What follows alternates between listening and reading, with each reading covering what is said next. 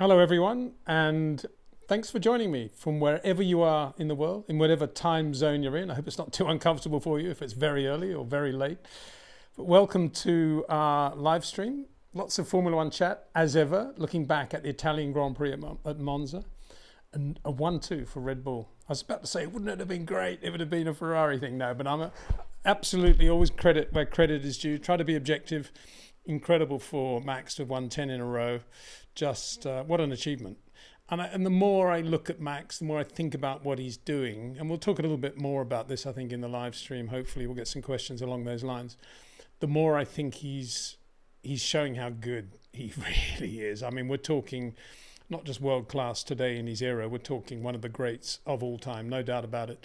The way he's able to put so much together in a race with so many different components and is constantly shown up. I think that ability is shown up by Sergio Perez, who has some pretty good races from time to time, and of course would have won the Italian Grand Prix if Max hadn't been there. But at the same time, you know, Sergio is not bad, but Max is showing how good he is, really. I mean, no car is perfect by any means, and Max always has to work at it. So that was that. I wanted to say that off the bat. The other thing, I'm not going to talk for too long because I want to try to get through as many questions as I can, and I'm very aware that a lot of you don't get to hear your question read out on the show, and I want to try to do a good job today with that.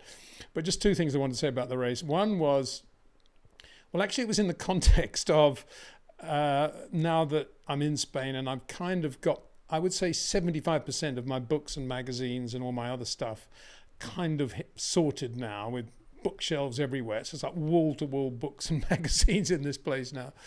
And for the first time in I don't know how long, many, many years, I've got this wonderful thing now where I can just sort of walk along and just pluck a magazine out of a pile and just, oh, wow, that's interesting. That's Life magazine, July 1942, or whatever it is. Usually they're Formula One magazines, motor racing magazines, and read them cover to cover because I haven't read them for so long.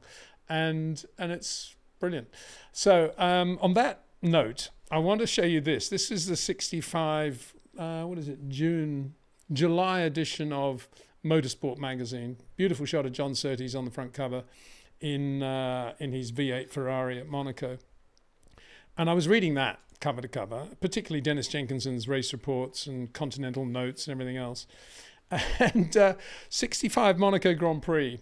Notable for three things, really. One, probably Graham Hill's greatest drive. Brilliant win, having spun and having got out of the car, pushed the car back into the race, got back into the car and then wins the race. First point. Second, Jim Clark wasn't there because he was busy winning the Indy 500. And thirdly, a car went into the harbour. Only the second time it's ever happened, a racing car in the harbour. It was another Formula One car. It was a Ascari in 55. And in 65, exactly 10 years later, it was Paul Hawkins in a privately entered Lotus 33. And he wasn't hurt, but he went off into the harbour at the chicane, same as Alberto Ascari.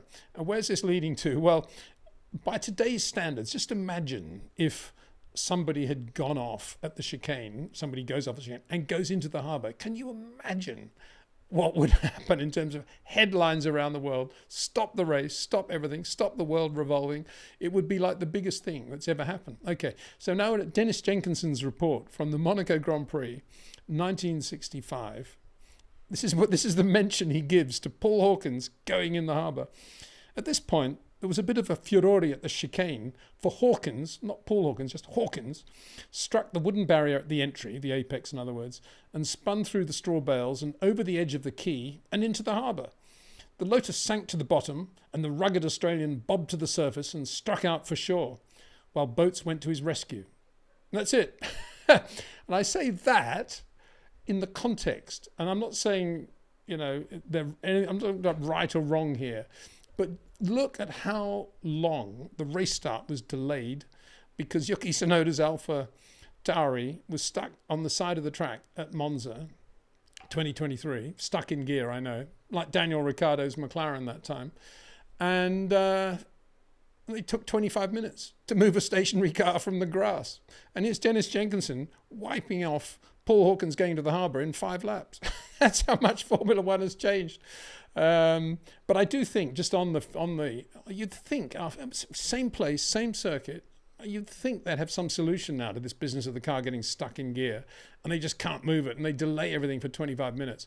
I mean, Bernie Ecclestone, if he was running Formula One now, would have gone absolutely ballistic about that in terms of what it was doing to TV schedules.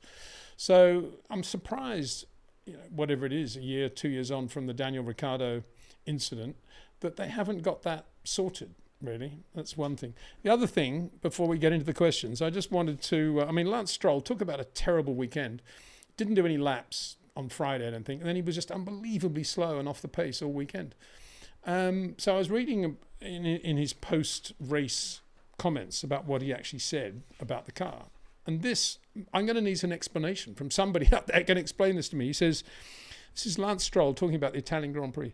We tried to do something different with the strategy and only stopped once, but the tyres were falling off at the end of the stint. We only stopped once, but the tyres were falling off at the end of the stint. Now, we all know Lance Stroll ran exactly the same strategy as at least half the field, if not more, and did nothing different whatsoever. He ran the same strategy as his teammate, indeed. What is going on? I mean, do they think people believe this stuff? Just for the record, the only guys that started on hard were Lewis, Bottas, and Kevin Magnussen. Everybody else started on medium, ran for about 20 up to 30 laps, and then went to hard, like Lance Stroll. But he ran a different strategy. I don't know. I suppose we're just supposed to just copy it, paste it, and stick it in, and everybody goes on. And Aston Martin, again, I'm not necessarily picking on them at all, but they were very guilty after the race of saying one of these, oh, well, we never really expected to go well at Monza, so we're not surprised. In other words, it's okay, we'll just write Monza off, we'll be back again wherever. There's too much of that in Formula One. I think, oh, well, we never expected to be quicker anyway, so who cares? Doesn't matter. And then again, I think that just puts everything into perspective with the job Red Bull and Max are doing, because I think, now we've had a chance. The dust is settling on this 2023 World Championship.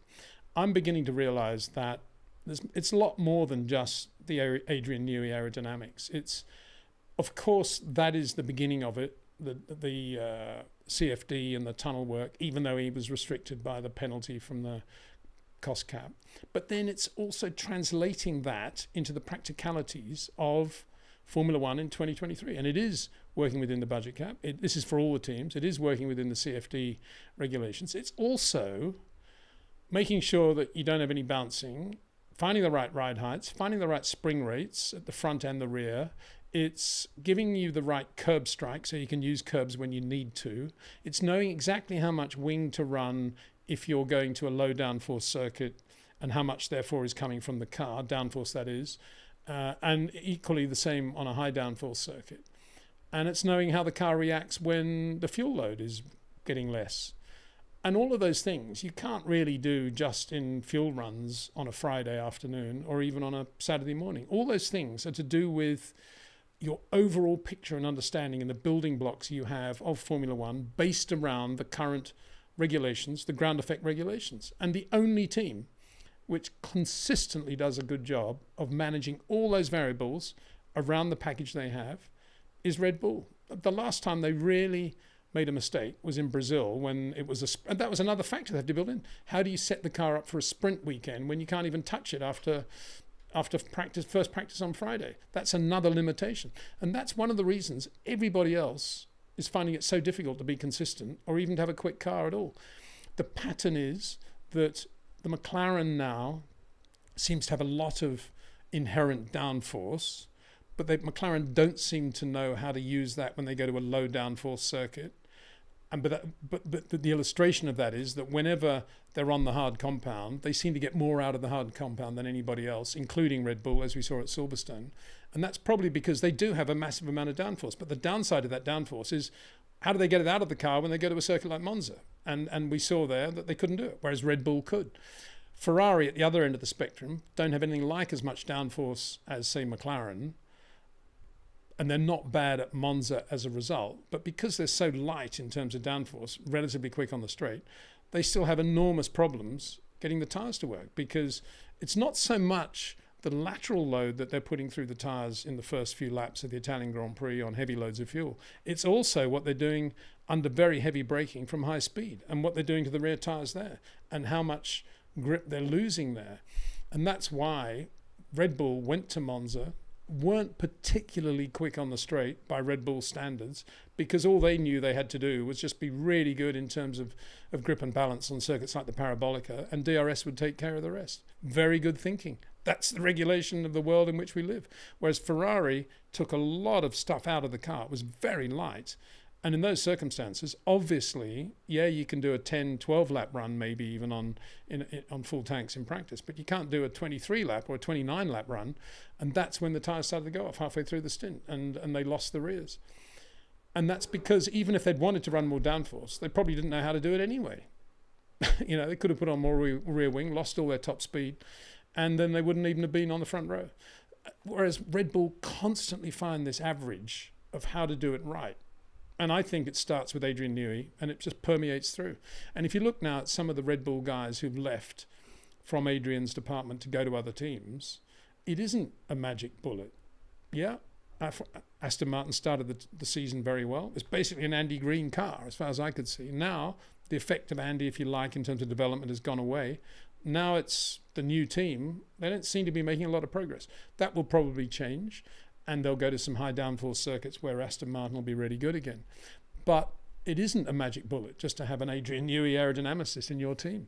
Look how long it's taken McLaren to get it together, just to get a lot of downforce. And they still don't know how to get the downforce out of the car when they go to circuits like Monza. Okay, there aren't that many more circuits like that to come. Mexico probably. Singapore, next race, very high downforce circuit. But guess what? They've changed the layout of the circuit towards the end of the lap, that sort of tight bit. When Michael actually had a big shunt in practice when he was in Mercedes in his last year, it's very twiddly under the grandstand there. They've taken those corners away, and there's now longer straight there as a result. And the straights actually at Singapore, even though it's a high downforce circuit, the straights actually at Singapore are quite a lot of straight line motoring. So I think Ferrari actually will be quite good around there because there'll be quite a lot of straights, and they've got good brakes, I think, providing the tyres don't go away. They've got good transmissions, everything else is good, the mechanical stuff, and they're probably not bad over curbs as well. But McLaren, for example, I don't think have as good a curb strike as the Red Bull, and that's never really talked about as part of why Red Bull's so good. But it's just a tiny detail. But we never really talk about how good Max and Perez are when they do have to use curb in qualifying. So anyway, I just want to say all that. It'll probably come up in a lot of questions as well. But that was my sort of take on. Now we're back at school again. August break's over. That's it. Anyway, let's get down to some questions now. This is from DiggyDaz 2007. I'm going to do what I normally do here. Hopefully it'll work, because it's the only way of getting these questions up.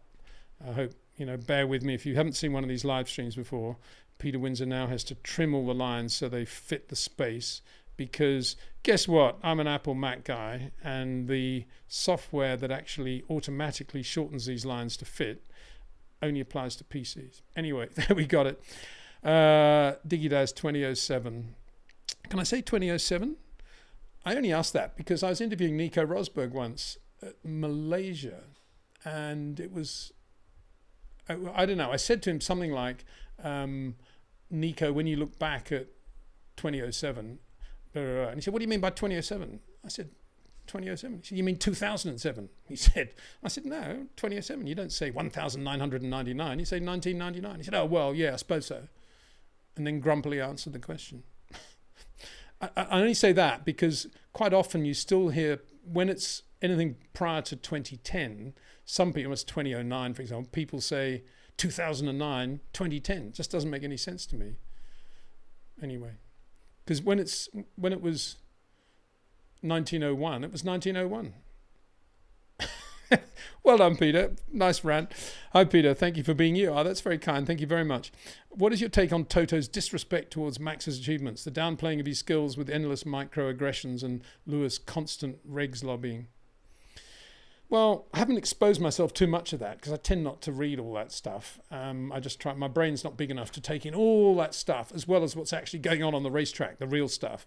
So I tend not to sort of let my brain be too polluted by all this stuff. But if what you say is true, and Toto has been detracting from Max's job, then I'm afraid we have to conclude that Toto doesn't know very much about Formula One, or specifically about Formula One drivers or driving, because all those variables I just mentioned are all in the palm of the hand of Max Verstappen. And he is the guy that is giving the input to Adrian, that is enabling Adrian to do the perfect job on setup.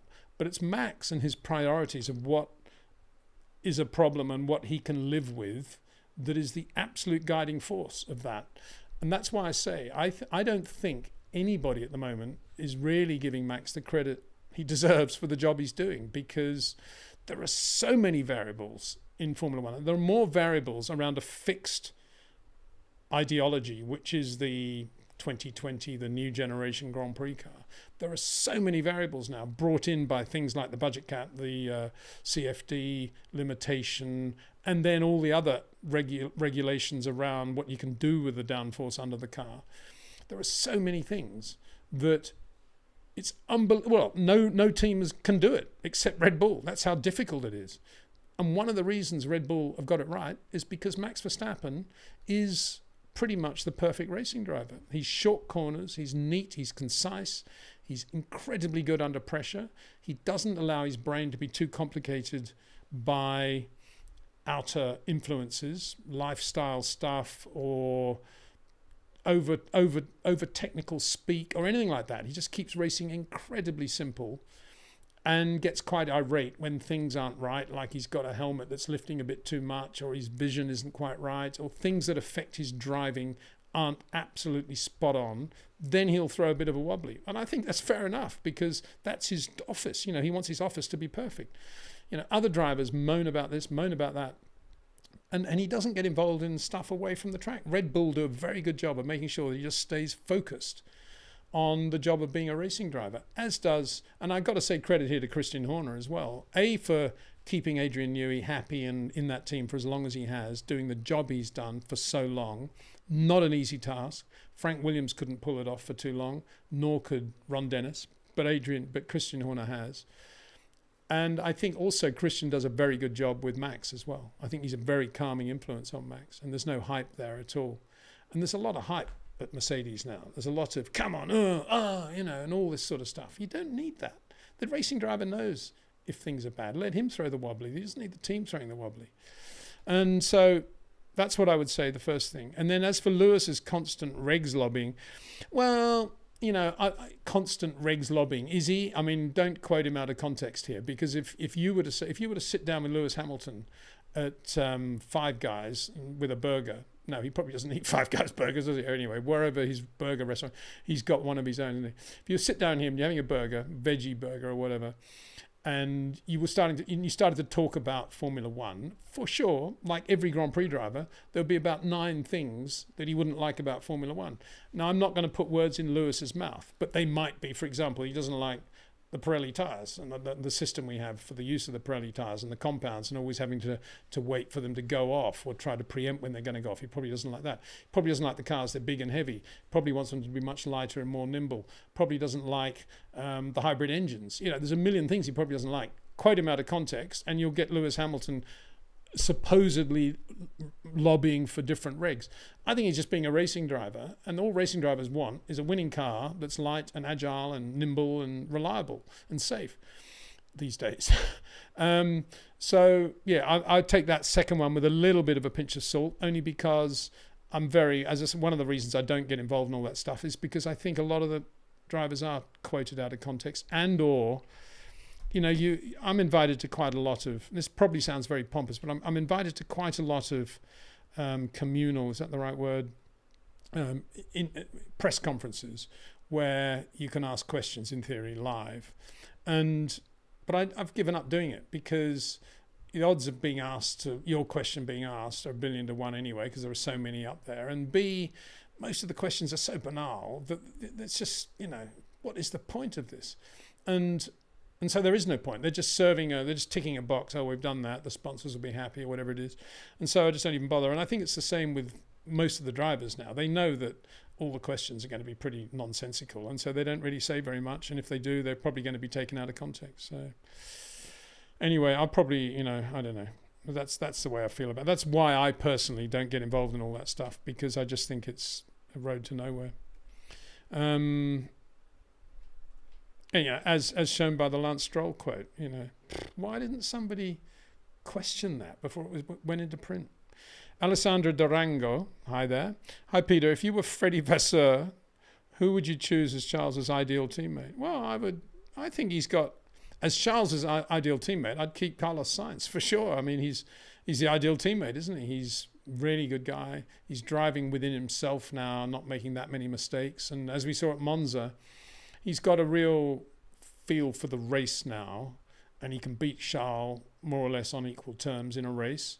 And that wasn't the Carlos we saw in his first year at Ferrari, who sort of backed away whenever there was a chance to be aggressive. He would sort of look for the points finish or whatever. I think he's found that ability to be aggressive, but not to be crazy and drop it in the boonies. And so I think Carlos is doing a really good job. And he's the sort of driver you do want in the other car, because he's long corner. He's the opposite to Charles Leclerc, so you've got the best of both worlds there. And Charles doesn't have a great weekend. Pretty good chance Carlos Sainz will. So I would keep it. Honestly, it's probably a pretty boring answer, not the one you're looking for. I suppose a better question might be, if you're keeping Carlos Sainz but Charles Leclerc was leaving, who would you get in the other car then? And I've said a few times I'd look at Lando. I think he'd probably do a very good job at Ferrari. You got to say Alex Albon now. I think he's just getting more and more confidence all the time. A lot of credit for that probably goes to George Russell, his mate.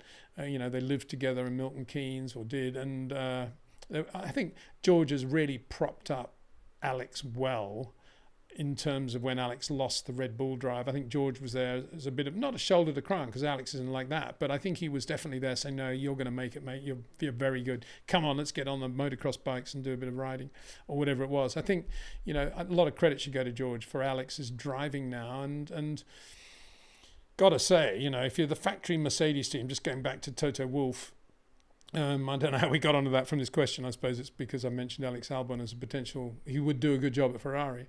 You got to say you got the factory team, but the customer teams are uncomfortably close, aren't they? I mean, when Mercedes have to say post race, oh wow, we were the third quickest car after Red Bull and Ferrari. Wasn't that brilliant? I mean, who did they beat? Their customers, basically. I mean, that's not much to write home about. And the fact that they are writing home about that just shows you the trouble that Mercedes are in. And they don't seem, on the face of it, what we're seeing at the moment in the raw evidence, they don't seem to have any clue yet how to do what Red Bull are doing. They seem to have a clue on how to get more downforce into the car or more downforce out of the car. But do they really know how to run the ride heights on any given circuit, given the parameters of some of the weekends with the sprint race? And do they really know what sort of active ride rate to have on the springs at the front or the rear if they're trying to get one softer than the other? Do they really know how to build curb strike into a car that's all got a perfect setup, but they need to have curb in there? Do they know all that? I don't think they do. I don't think Mercedes have that, because if they did by now, they would have kind of put it together, I think. And they're so up and down, and the way they describe it is, well, we have a very small operating window. But I mean, what does that mean? If Red Bull have an enormous operating window and Mercedes have a tiny operating window, somebody there's not doing a very good job. That's all you can say. And I'm not saying that from the point of view, oh, well, it's all right for you to say that, Peter. You try and design a Formula One car. I'm not saying that. All I'm saying is, Red Bull are doing the job, give them credit, and they're doing an unbelievably good job, actually. So more credit to Red Bull. Got some very nice coloured questions coming in, as I call them, from M.A. Khan. So I'll just put this one up. This is from M.A. Khan, and I say that because I normally can't get the name of the person because it's in a different colour and it doesn't copy.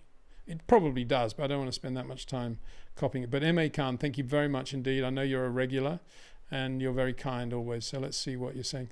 Peter, this is M.A. Khan. Peter, you're amazing. You're amazing at breaking down technical differences between short and long corner drivers. Thank you. Slightly more challenging question. Can you break down the technical difference between Max and Lewis? Technical differences.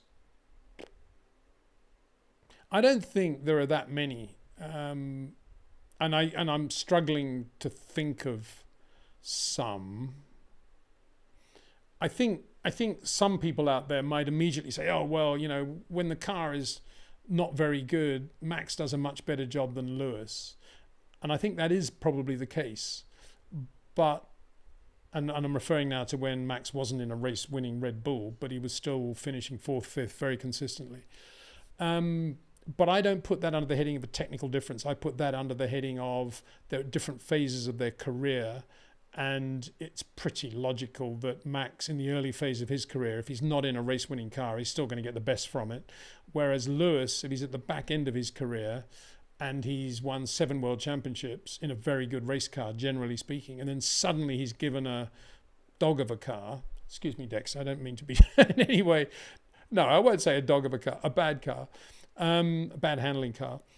Then he's not going to do as good a job because A, he hasn't got enough to sort of refer to, and B, inevitably he's not going to be quite as on it as a young guy like Max, if you look back to where Max was when the Red Bull wasn't winning races. So I don't call that a technical difference. I call that more of a psychological difference, if you like. It's a bit of an overused word, isn't it? But that's what technically I would say they've got very similar early corner feel. They've got very light touch, very, very supple in what they do. Both of them can translate what they do into the wet with their very soft inputs. They're very good at finding the grip in the wet, regardless of where it is on the circuit. They're both good in traffic. And technically, and I'm keep repeating that word, I mean, in terms of lifestyle, obviously completely different. But technically, I don't think there's much to separate them. Now, again, and this doesn't come under the heading of technique, this comes under the heading of the psychology of the two drivers and where they are at the moment. Now, where Lewis is and what he's done in the past, if you put him in a Red Bull tomorrow, I don't think he'd be as quick as Max. Partly because Max has this rapport with Adrian Newey and knows the team incredibly well, knows the car. But I think beyond that, I think Lewis needs to grow organically with Mercedes again in order to become potentially the Lewis that he was, back in 2020, whenever it was, 2019, when he was doing really well, 21. No, not 21, 19, yeah. So for me, it's a more difficult ask now for Lewis to get back to that level, because he's just gone through so much and he is where he is in his career and his age. So I know he's re-signed for Mercedes. That in theory should give him a lot more, stability? Yeah, stability in his approach from here on in. But if the Mercedes continues to be a difficult car, doesn't matter how good he is, he's not going to be able to do much with it. But thanks for the question, M.A. Khan. Very good question. And here's another one, I think, as well. Where's that gone? There's another one up there. It seems to have disappeared now. I'm not very good at this. I'm still not very good at looking at this chat and getting it properly organized. But anyway, thank you for that.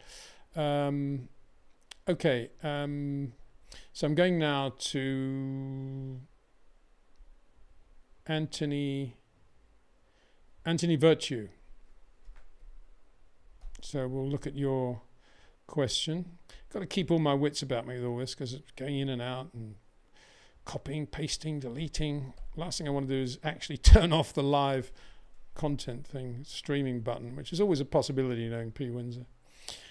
Anthony Virtue. Hi, Peter. Love your content. Thank you very much, Anthony. What do you think of the chances of an 11th or 12th or 13th team joining? Yeah, pretty good, I think. Was it Helmut Marko who said the other day that Andretti should buy Alpine because obviously Alpine don't know how to run the team? If he didn't say that, I shouldn't be putting words in his mouth, but I understand he said something like that. The problem is that, as I've said before, it's not just who wants to join Formula One and who's capable of having a decent car and getting decent drivers and being good for the sport. It's not that. It's a private club with 10 teams at the moment. And the first point that needs to be remembered is that if an 11th or 12th or 13th team, but especially if an 11th team joins, it's a smaller slice of the financial cake for everybody. So the current teams will always be negative. They may sound very positive about it, but no surprise that if it was Helmut Marko that said that Andretti should buy Alpine, that is their solution. Don't create a new team, just buy an existing team. Make money for one of us who owns the franchise, but don't make the cake any larger. So that's why all the teams will always encourage a Michael Andretti or anybody else that comes along to buy an existing team. Indeed, as Audi are buying Sauber effectively, or badging Sauber. I think they bought Sauber, yeah. So I think it's more likely that you'll see teams changing hands still, because the more money there is for the teams in the sport, the bigger the franchise, the more they're going to want to, they're not actually making any money from that franchise unless they sell it. And so that's how they all want to do it. So they would love Michael Andretti to come in. Well, Alpine would, I guess. I don't know. Or any of these. I think AlphaTauri, I think Red Bull would love Michael Andretti to come in and buy AlphaTauri. But the problem then is getting someone actually to do that. Because if Michael's got, I don't know what he's got, let's say he's got 500 million or 800 million, what he's not going to want to do is give, what would it be, 200 million of that to Red Bull in order to get his entry. And then he's got to put up his bond with the FIA, and all of a sudden half his money's gone and he hasn't even started running the team. So that's the problem we face, is that because Formula One's gone, it is a private club created by Bernie and the boys. That's what it still is. And because Liberty have been unable to change that, or perhaps unwilling to, because it's working well from their point of view as a group, they can just sell it to the upcoming race organisers. Because we have that group, it's very unlikely we're going to get new teams coming in.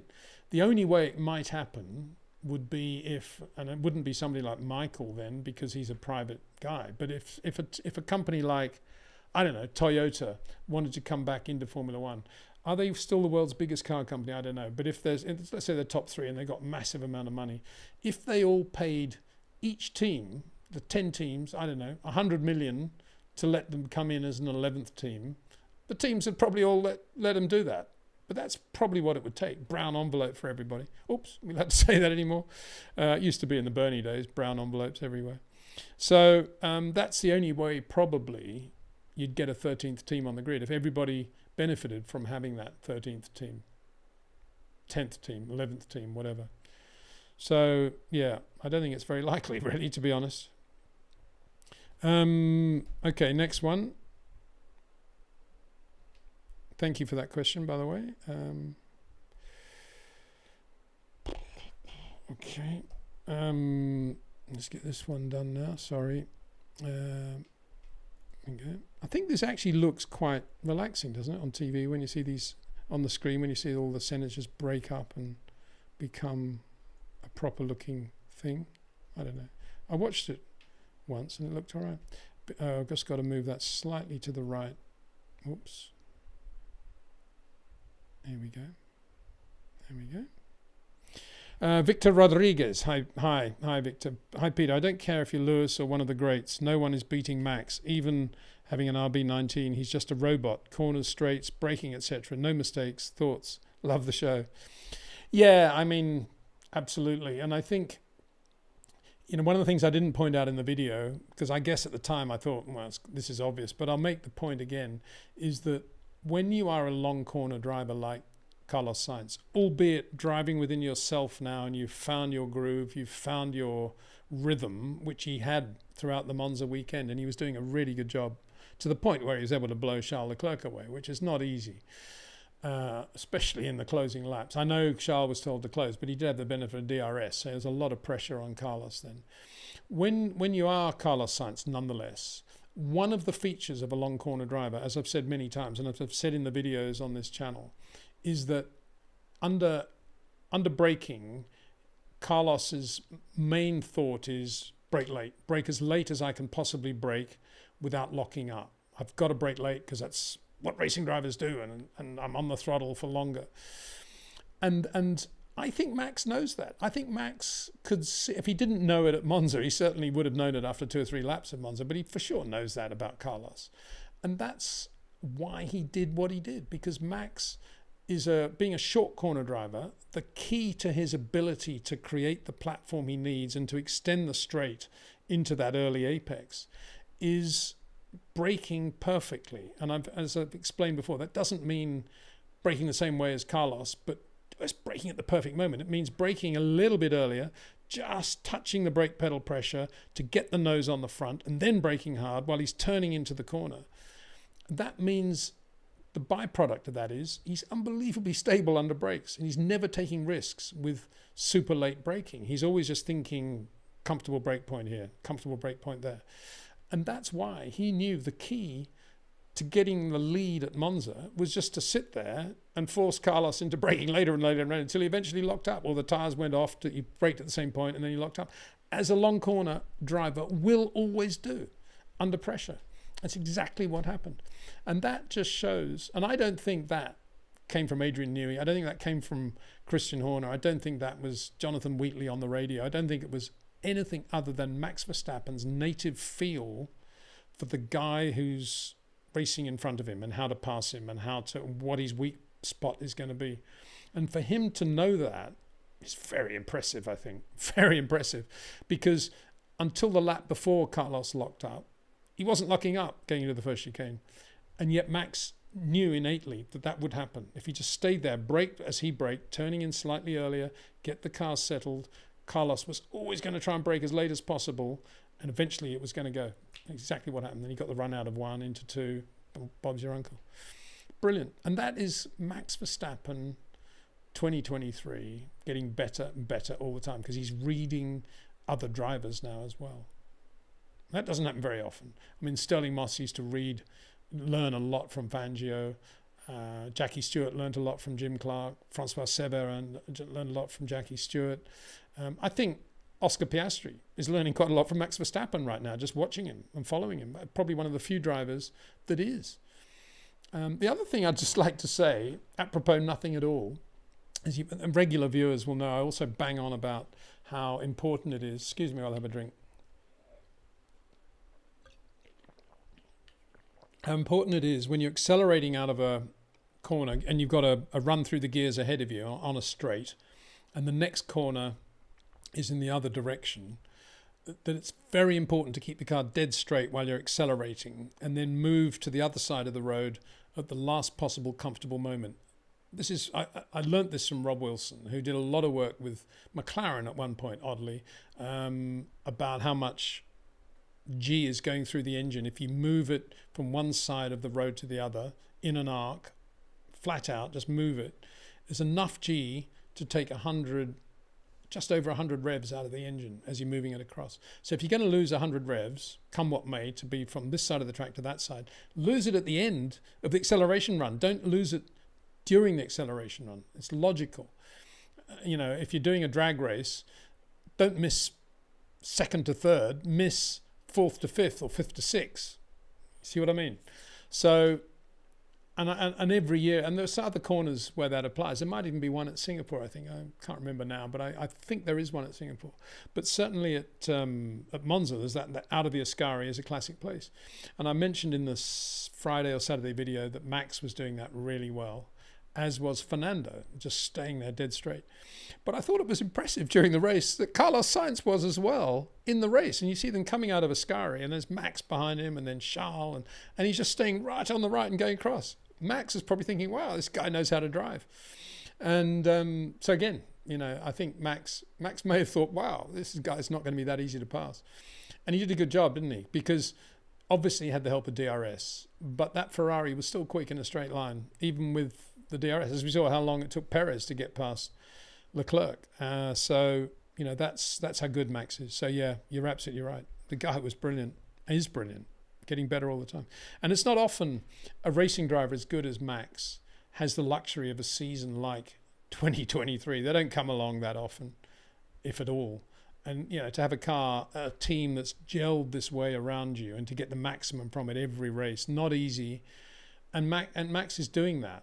And in doing that, he's also learning and improving in all these other areas, which a lot of racing drivers never get the chance to even to think about because they're too busy worrying about the politics or the teammate, or is he going to have a drive at the end of the year, or am I earning enough money, or why am I getting blown away, or whatever it is. They've got a million other things going on in their head. They're not thinking about the actual things that really matter, like of the thing I've just described with Max and his ability to think and anticipate how Carlos is going to make that mistake. That requires a lot of native nous of thinking absolutely correctly.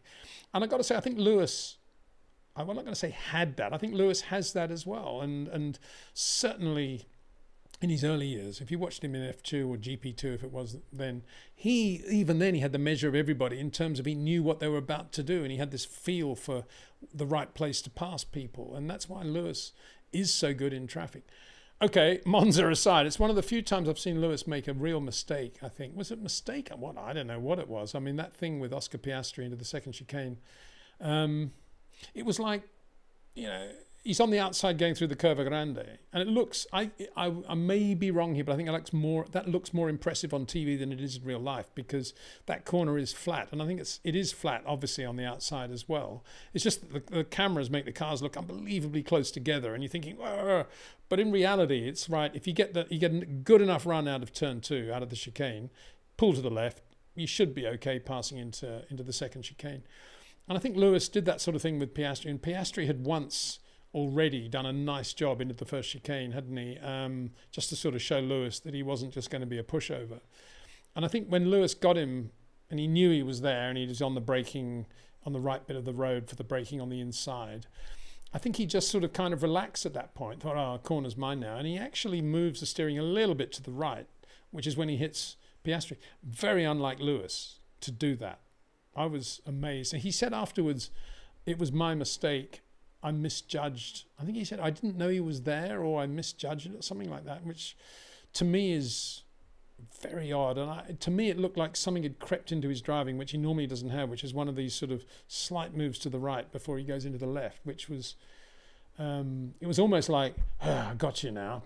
I can relax, and very unlike Lewis.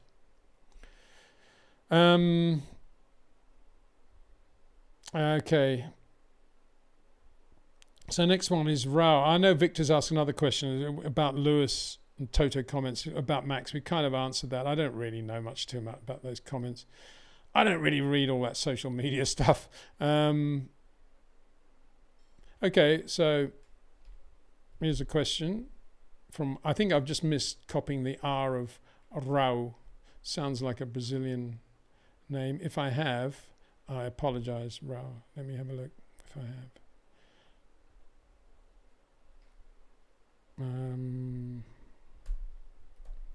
Yeah. Here we go.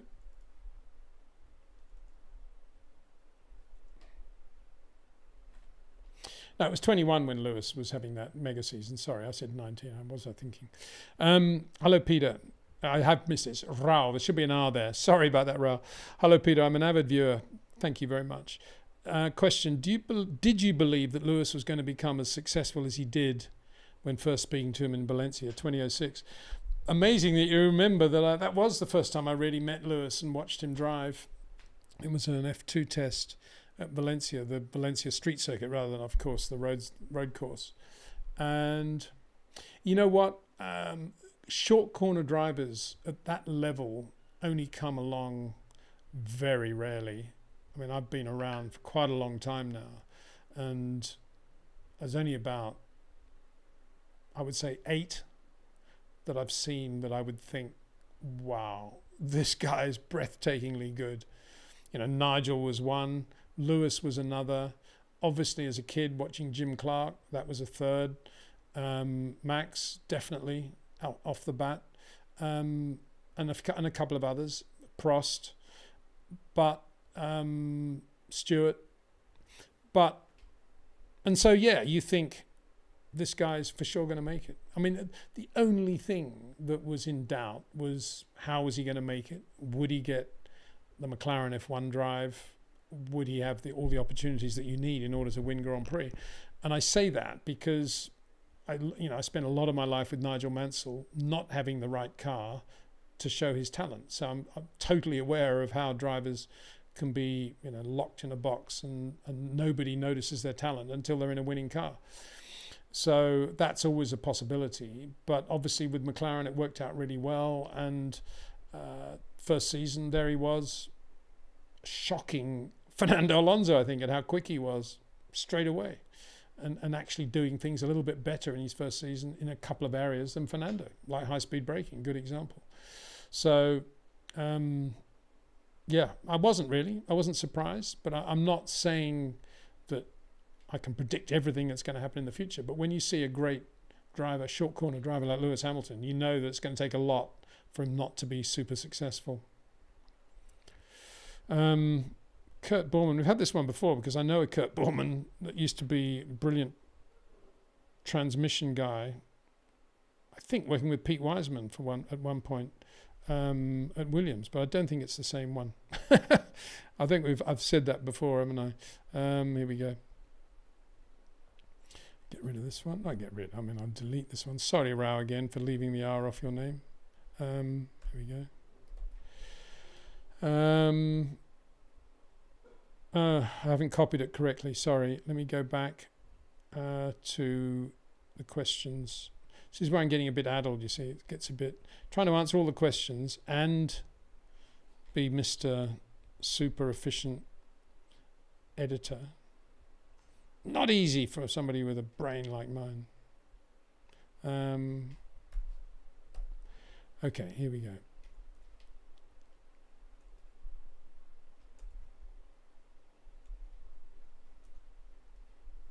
Here we go.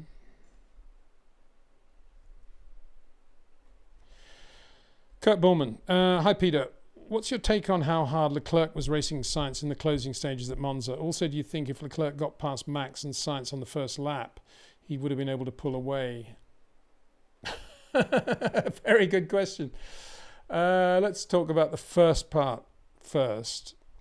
I wasn't surprised that Charles was doing that because he had the benefit of DRS. So obviously he was, without even trying really, he was going to be behind Sainz. Both of them kind of looking after the car and the tyres, trying to bring the thing home.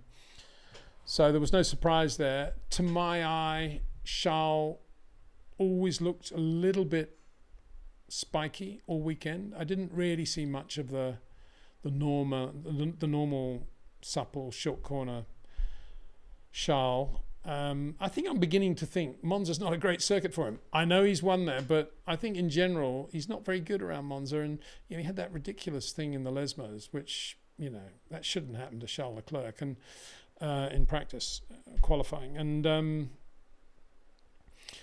I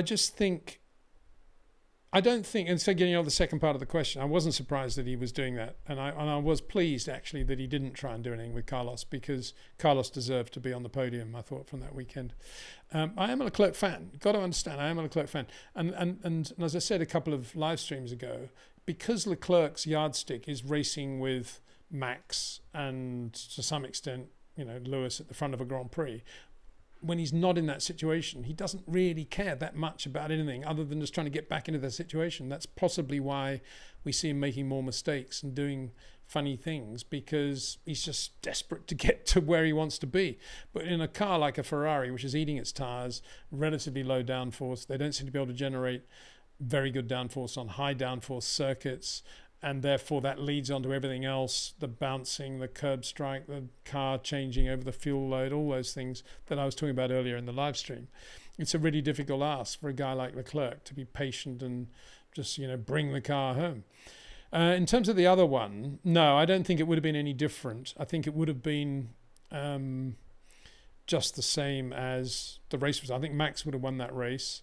The only thing that would have made a difference would have been if DRS had never been invented, then I think a Ferrari might have won that race because of their top speed. But then if DRS had never been invented, I don't think Red Bull would have gone to Monza with the setup they had anyway. So it's a purely hypothetical question that leads to nowhere.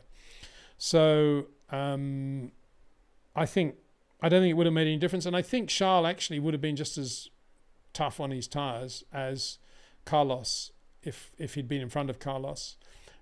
Not necessarily in the same way, but I think because his inputs were a bit spiky, whereas Carlos, I think, was actually very rhythmic and supple around Monza. And if anybody was going to make those tyres last as long as they did, it was Carlos Sainz. And I think Charles would have been eating through the tyres at the same rate, to be honest. That's my gut feeling, but of course we'll never know.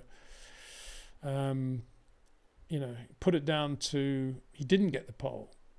And that's significant, isn't it? For Carlos Sainz to blow him off around Monza, it's impressive. Very impressive. iRacing Aussie. G'day, mate. How you doing? Yeah, beauty. Aussie. Hawkins, as Jenkinson called Paul Hawkins. Poor old Paul Hawkins, He's a good driver, Paul Hawkins. Didn't get a lot of credit for everything he did. But, story of many racing drivers' lives. But he got out of that 65 Monaco shunt all right. Went on to do some very good things. Sadly died in a fiery crash at Alton Park in a Lola. iRacing Aussie. Hi Peter, this Ferrari season is awfully similar to the early 90s era, a podium being like a win. Will it take Max and Newey signing to see a Ferrari title before 2030? Well, iRacing Aussie, yeah, I've said that before. Ferrari should have paid Adrian 1 billion euros 4 years ago, and now they'd be winning Grand Prix and championships and everyone would be happy. It's Adrian, I think, and but Adrian's a little bit older now. I can't imagine he'd ever want to go to Ferrari and all the hassle that involves, regardless of the money. So I think that opportunity's gone. And so I think, the way these cars, the way the regulations have been drawn up for these cars, and the way 9 of the 10 teams have approached it, we're now 2023. They've had 3 years of working with this thing, and they still can't get the cars to work properly and consistently over a season. If it wasn't for Red Bull, you'd have to be saying, there's something wrong here, that all these incredible Formula One teams with their sophisticated technology cannot get this thing to work on a consistent basis. But Red Bull showing that it is possible, and therefore all the other teams have got the wrong approach, either the wrong approach to hiring the people they're using to do the analysis and to design the cars, or they're unable to put what could well be a very good aerodynamic package into practical use, as I said at the beginning of this live stream, because there are so many variables that have now, new variables that have risen because of the budget cap, because of the limitations on CFD design, and because of all the other stuff that comes with that, including, of course, the sprint race format. And given all those constraints, I call them variables, Red Bull have shown that it is possible still to do a great racing car consistently from one race to another. So long as Red Bull are showing that, everybody else needs to hang their head in shame, basically, I think, because you can't say Red Bull have got better facilities or more money or a better engine or better tyres, all of which are things you could have said in all the other eras when a team has dominated in the way that Red Bull are dominating now. I mean, if you look at the mid-50s and, sorry, that was just an intrusion. Not intrusion, it was Dexter coming to say hi, and now Mum's taking him out. If you look at, say, Mercedes coming in the 50s and dominating 54 and 55, why? Because of the facilities and the money they spent. Okay, can't do that today. Everybody's basically got the same budget. Then you look at Colin Chapman's innovation and everything he brought to Formula One. You can't do that today. Rule book's too tight. Then you look at Jackie Stewart winning with Tyrrell. And so it goes on. That was due to everybody having Cosworth engines, having reliability. But then Jackie, first of all, doing a great job with Dunlop tyres and Matra. And then secondly, a great managerial job within the package of Tyrrell to come up with a great car that, he could sort of almost design for him, was designed around himself. And the rule books were very small back then. And so today we're in a completely different era where basically the car is designed by the rule book, where there are a few little things you can do, but all the things that you have to play with are the difficult things that all the 9 other teams are getting wrong. And only Adrian and his team are getting right. And a lot of that is because Adrian had his feet in the water when ground effect and porpoising and all those other elements around which Adrian is working were kind of still understood. And Adrian has always understood them. He's a brilliant aerodynamicist, as well as a lot of other things brilliant in motor racing. So yeah, it would take that. That's not going to happen. Ferrari could luck into a win or two. But so long as we have these regulations, and it's going to continue for quite a long time, it's going to be difficult, really, for anybody to do anything about it. If they suddenly said, forget about budget caps, a pain in the neck, we're doing enough zero carbon, we don't need all this budget cap rubbish. And if they suddenly said teams can spend as much as they want, they can have huge facilities, they can do as much wind tunnel testing, as much CFD as they want, I think it's a different story then. I think you'd probably see a lot of teams doing a lot of trial and error, a lot of empirical engineering, and on the back of all of that, they would come up with some solutions. Oh, the other thing they'd need to do is ban the testing, but get rid of the testing ban, do as much testing as you like. If they went back to those three things, no budget cap, no limitation on CFD or wind tunnel, and as much testing as you want, then, and you can build a new car mid-season, which used to happen, then I think we'd have Ferrari, Mercedes, and other teams right up there with Red Bull. That's not the regulation. So, that is the reality of it. And I'm not kidding. It's, pretty dire. If you put all those limitations on it, and you've got a guy like Adrian Newey, no surprise he's walking away with it. Okay. There's another question. By the way, I'm not reading these as I do them. The first time I read them is when I read them with you. Jay Westry, good evening, Peter. What is your view on the Marina Bay street circuit? That means Singapore. Are there any corners where guys like Max, Charles, Lewis, etc. will be able to distinguish themselves? Well, actually, distinguish in the true sense of the word. In other words, look very different from anybody else. Let me think about that. Well,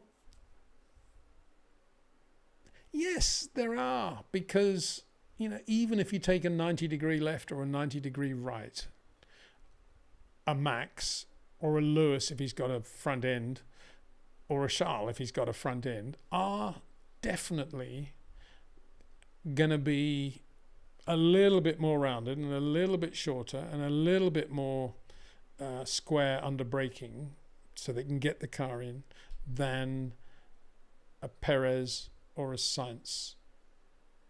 And that will show. You won't see it probably on the TV cameras, because the cameras tend to follow the cars, and they tend not to be on corners where you can actually see it. But if for example at the end of the long straight at the beginning of the lap there's a left-hander, isn't there? If the camera angle there is head on, and they actually just keep the camera still while everybody's coming in, you will see a difference. But they won't do that. They'll pan with the car, and it'll be almost impossible to see a difference. But of course there will be. And the other thing about it is the softness and the suppleness. And when there's a change of direction, you'll see a Perez going boom, boom like that, whereas a Max will be like that. And you'll think, oh, wow, he's on rails. But it won't be that. He's found a little moment when the car is absolutely square to the road, when he knows he can put in the next little microscopically small piece of steering. It'll all be natural to him. He won't be thinking that. And that's what you're seeing there. But it's pretty subtle stuff for sure. And again, under braking, you'll probably see graphics telling you that Perez is braking 2 meters later than Max Verstappen, or Yuki Tsunoda's braking later than Lewis Hamilton, or George is braking later than Lando or something. And again, I think you have to take all that late braking stuff with a pinch of salt, but some of it is relevant, because a long corner driver usually brakes later, if they're measuring the point at which they come on the brakes, than a short corner driver. It doesn't mean to say he's any quicker. In fact, he's probably slower, but you'll see that. If you take that with that pinch of salt, then you'll be seeing graphically a difference, except that it won't be the difference they'll be trying to convince you of on the graphic, if you see what I mean. So yeah, there's all of that. And then of course it might rain. It does rain a lot in Singapore. If you watch the forecasting there, it's like, the same weather every day, 90 degrees Fahrenheit and raining 3 in the afternoon. So not that the race is at 3 in the afternoon, of course, but if it is wet, you'll see these guys, the Maxes, you'll see them dancing more. I say dancing, they'll be on tiptoes more, and just feeling where the grip is, and and being very subtle with the way they're moving the car, whereas you'll see more you'll see harsher drivers, locking up moments, back end out, hitting the guardrail, whatever. It's I think Singapore's it's a good circuit because it is what it is. It's downtown Singapore, which is amazing, and it's a night race, which looks amazing. But in terms of defining corners, it's more to do with the subtlety of the way some drivers move the steering and the brakes and the throttle than it is watching them do something spectacularly different through a corner. And that's pretty much the case with a lot of the street circuits these days. I think another good question would be, are there corners in Singapore where Perez is going to be really good with traction? And the answer is yes. I think there are a few corners where Perez, if he's not as good as Max into a corner, is going to be able to make up for it with his really good use of traction and power, getting the power on well, looking after the rear tyres, and that feel he has, that innate feel which we see on display often at circuits like Monaco and Baku. I think we'll see a bit of that in Singapore from Perez. So, yeah. Thanks for that question. This is from Amelia's Eyebrows. Wow. There's a good one.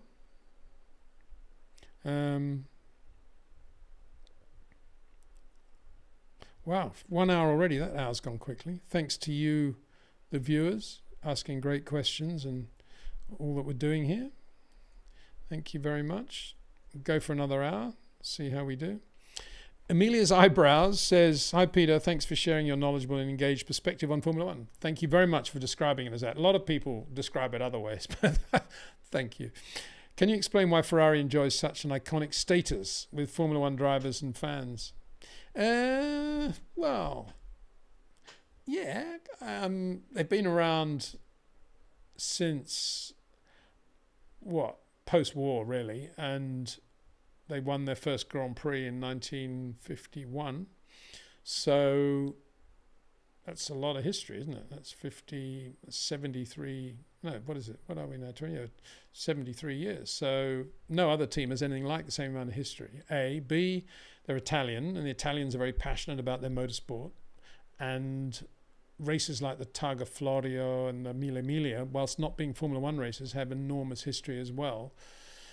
And thirdly, Monza was one of the first closed circuits to be built, and it's still around today. So there's that heritage as well, and that kind of ties all in the Ferrari stuff. Fourthly, the character of Enzo Ferrari himself, very good racing driver, right up there with Colin Chapman, shall I say that? Colin was good. I was looking through all these magazines actually. 71, very sad race meeting, 71 victory meeting at Brands Hatch, Formula One Championship, non-championship Formula One race. Sadly, the race in which Joe Siffert lost his life in the BRM. But they had forgotten they'd had a celebrity race in Ford Escort Mexicos, called Mexicos because of the London Mexico Rally, and they did a version of that Mark I Escort. I guess it was a twin cam engine, and it was quite a hot little car. And amazing. Jack Brabham was in the race, came out of retirement. This is back into 71. Jack retired at the end of 70. And Colin Chapman was in the race. And Colin and Jack, or Jack and Colin in that order, disappeared from the rest of the field. And there were some quite good guys in there and just disappeared. Colin's engine blew, I think, on the last lap. I don't know what he'd done to it. But it just shows, Colin was right there with Jack Brabham in this Escort Mexico. Anyway, I mentioned Colin because he was a very good driver. And Enzo Ferrari was a very good racing driver as well. But then he became this fighting Formula One team owner, often in dispute with, in no particular order, his drivers, his engineers, the Italian Automobile Federation, the race organizers, and all the time doing a good job in America with Luigi Chinetti, with the North American race team, which expanded the Ferrari name in North America, and having a lot of tragedy in his life. I mean, there were moments when Enzo Ferrari was in the deepest possible depressions because of the number of drivers he'd lost and things that were a part and parcel of Formula One back then. And so all that is tied up with this history and this romanticism, if you like, of Ferrari. And the name, if he was called Jones, would the team be as successful as it is? No disrespect meant to anybody called Jones, of course, but Malcolm Jones, very good Goodyear race engineer. But Enzo Ferrari, what a name.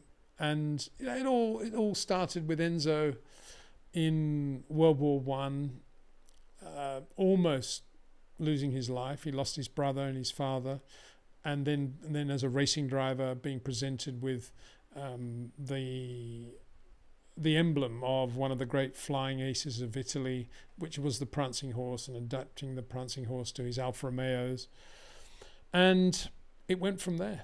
Everything was just, and because he was around so long, and the team has such a long history. Enzo also worked pretty closely with Bernie Ecclestone. I don't think there was much understanding of what they were talking about. Bernie didn't speak Italian, and Enzo Ferrari's English was not good. But there was definitely a bond between those two. They're similar in their approach to how to make money out of Formula One, and that all the race organisers were idiots, and the only way for this to work would be for everybody to club together and go as a unit, and to show the race organisers who was boss, take control of everything. But Enzo would always say, but Ferrari always get the biggest prize, And Bernie, being an intelligent man, realised that how big Ferrari was, and if he didn't have Ferrari as part of this package, he didn't have a package at all anyway. So Bernie should take some responsibility, I think, for the importance of the Ferrari name these days as well. And then they were the only team for many years, only Formula One team, to build their own engine and their own car, and also to build road cars to finance their racing. That's why Enzo Ferrari built road cars initially, just to pay the bills to go racing, because he wanted to go racing.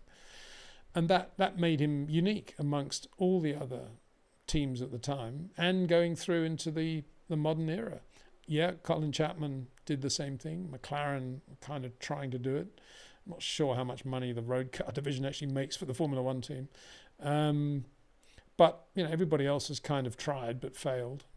And Ferrari have, over the years, done a very good job with Ferrari chassis, Ferrari engine. And he loves multi-cylinder engines as well. That's the other thing about Enzo, more cylinders, more power, V12s, bring it on. Looking back at this picture of motorsport actually reminds me that there's John in the V8. All he wanted was the V12, flat 12 it was actually in 65, and then the V12. And that's one of the reasons he left, I think, because they wouldn't give it to him. But yeah, they made beautiful engines. I remember when Carlos Reutemann drove for Ferrari for the first time, he was on the phone and he said, chassis is not very good, but unbelievable gearbox and brakes, just knife through butter. And Gilles used to say the same things. So all the mechanical stuff, and Ferrari, because they were based in Maranello in the north of Italy, they were right in the heart of the coach building area in a time long before carbon fibre or glass fibre, when bodywork had to be obviously coach built, hammer here, basically that's where it all was, all metal, and Ferrari were the absolute master of that, and they had all the best artisans working for them. So I don't know, there's probably a lot of other reasons as well, but that's certainly a little bit of Ferrari in a in a nutshell. Okay, here we go. M.A. Khan. Looks like another good question from M.A. Khan. Wow, man, keep it up. This is really good. Thank you, Amelia's eyebrows, for that.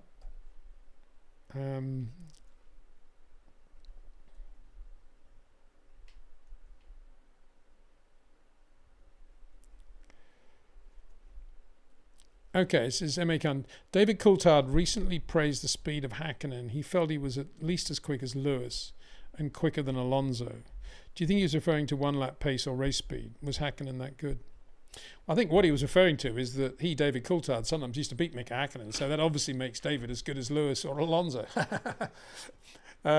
David would laugh at that response. But I think deep down inside there is a little bit of that, isn't it? It's always good for... you always get Fernando saying... when Lance Stroll is quicker, was quicker than Sebastian Vettel on occasion. You'd hear Sebastian saying, "Oh, Stroll's quick. He's a quick driver. Take him seriously." They've got to say that, haven't they?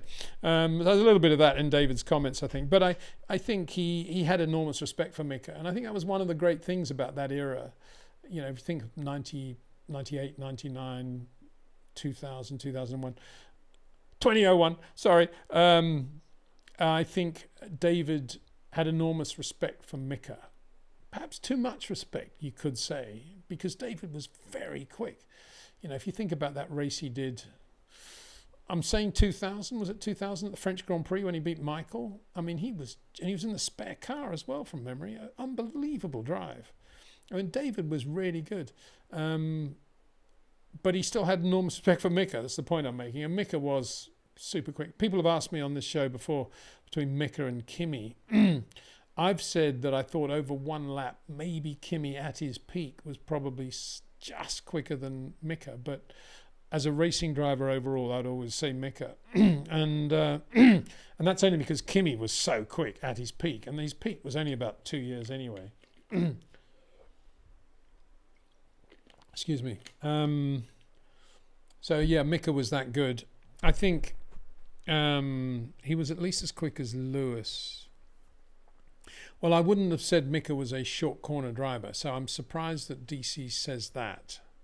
I'm not sure he's right there. I don't think Mika at his peak, Lewis at his peak, and both in race-winning cars. No, maybe I need to revise that and say I think they're pretty dead even. I mean Lewis short corner, definitely shorter corners than Mika, but Mika was not. He was not. He was out and centre-ish in the way he drove. So probably, I would say Lewis would have just had the edge over Mika in equal cars. Just very close though. Yeah, both quicker than Alonso, I would say, and that's only because I don't think Alonso's ever really worked on his technique enough to be super quick over one lap. He's very, very good over the race distance, and so long as he's always got that, he's never really bothered with anything else. And for him, the weekend begins on race day, and that's it. And so he never worked out why Lewis was slightly better on high-speed braking in the McLarens in 07. He never bothered with that. He just assumed, well, it must be something weird going on with the car. I'm Fernando Alonso. I'm a better racing driver. Can't be anything to do with Lewis being better. So Fernando's never worked on that, and so therefore I don't think he is as quick. But you're really putting me in a spot in terms of Lewis versus Mika, only because Mika was, I think Lewis for one lap quicker over a race distance. Here's the thing. I think if Mika had a bit of understeer, I think Lewis, if the car's got a bit of understeer, I think Lewis could have done a better job with it than Mika. I think that was possibly Mika's weak point, that he wasn't absolutely as good as he was in a neutral car or an oversteering car. If he didn't have a front end, I think he struggled against a driver like Lewis. He would have struggled. Not that it was ever an even match, but well, no, it wasn't at all. But I think that was Mika's soft underbelly, if you like. Not that he had a soft underbelly. He was a very fit guy. Is a very fit guy. Lovely guy too. Brilliant. Okay, don't understand that one. Elliot Davidson now. So I think the other things that don't transcribe to the other onto my page are the emojis. Is that the right word? No, you can't see the hand claps or the things, but there's a hand. Hi Peter, aka. Oh, hang on, let's get this right.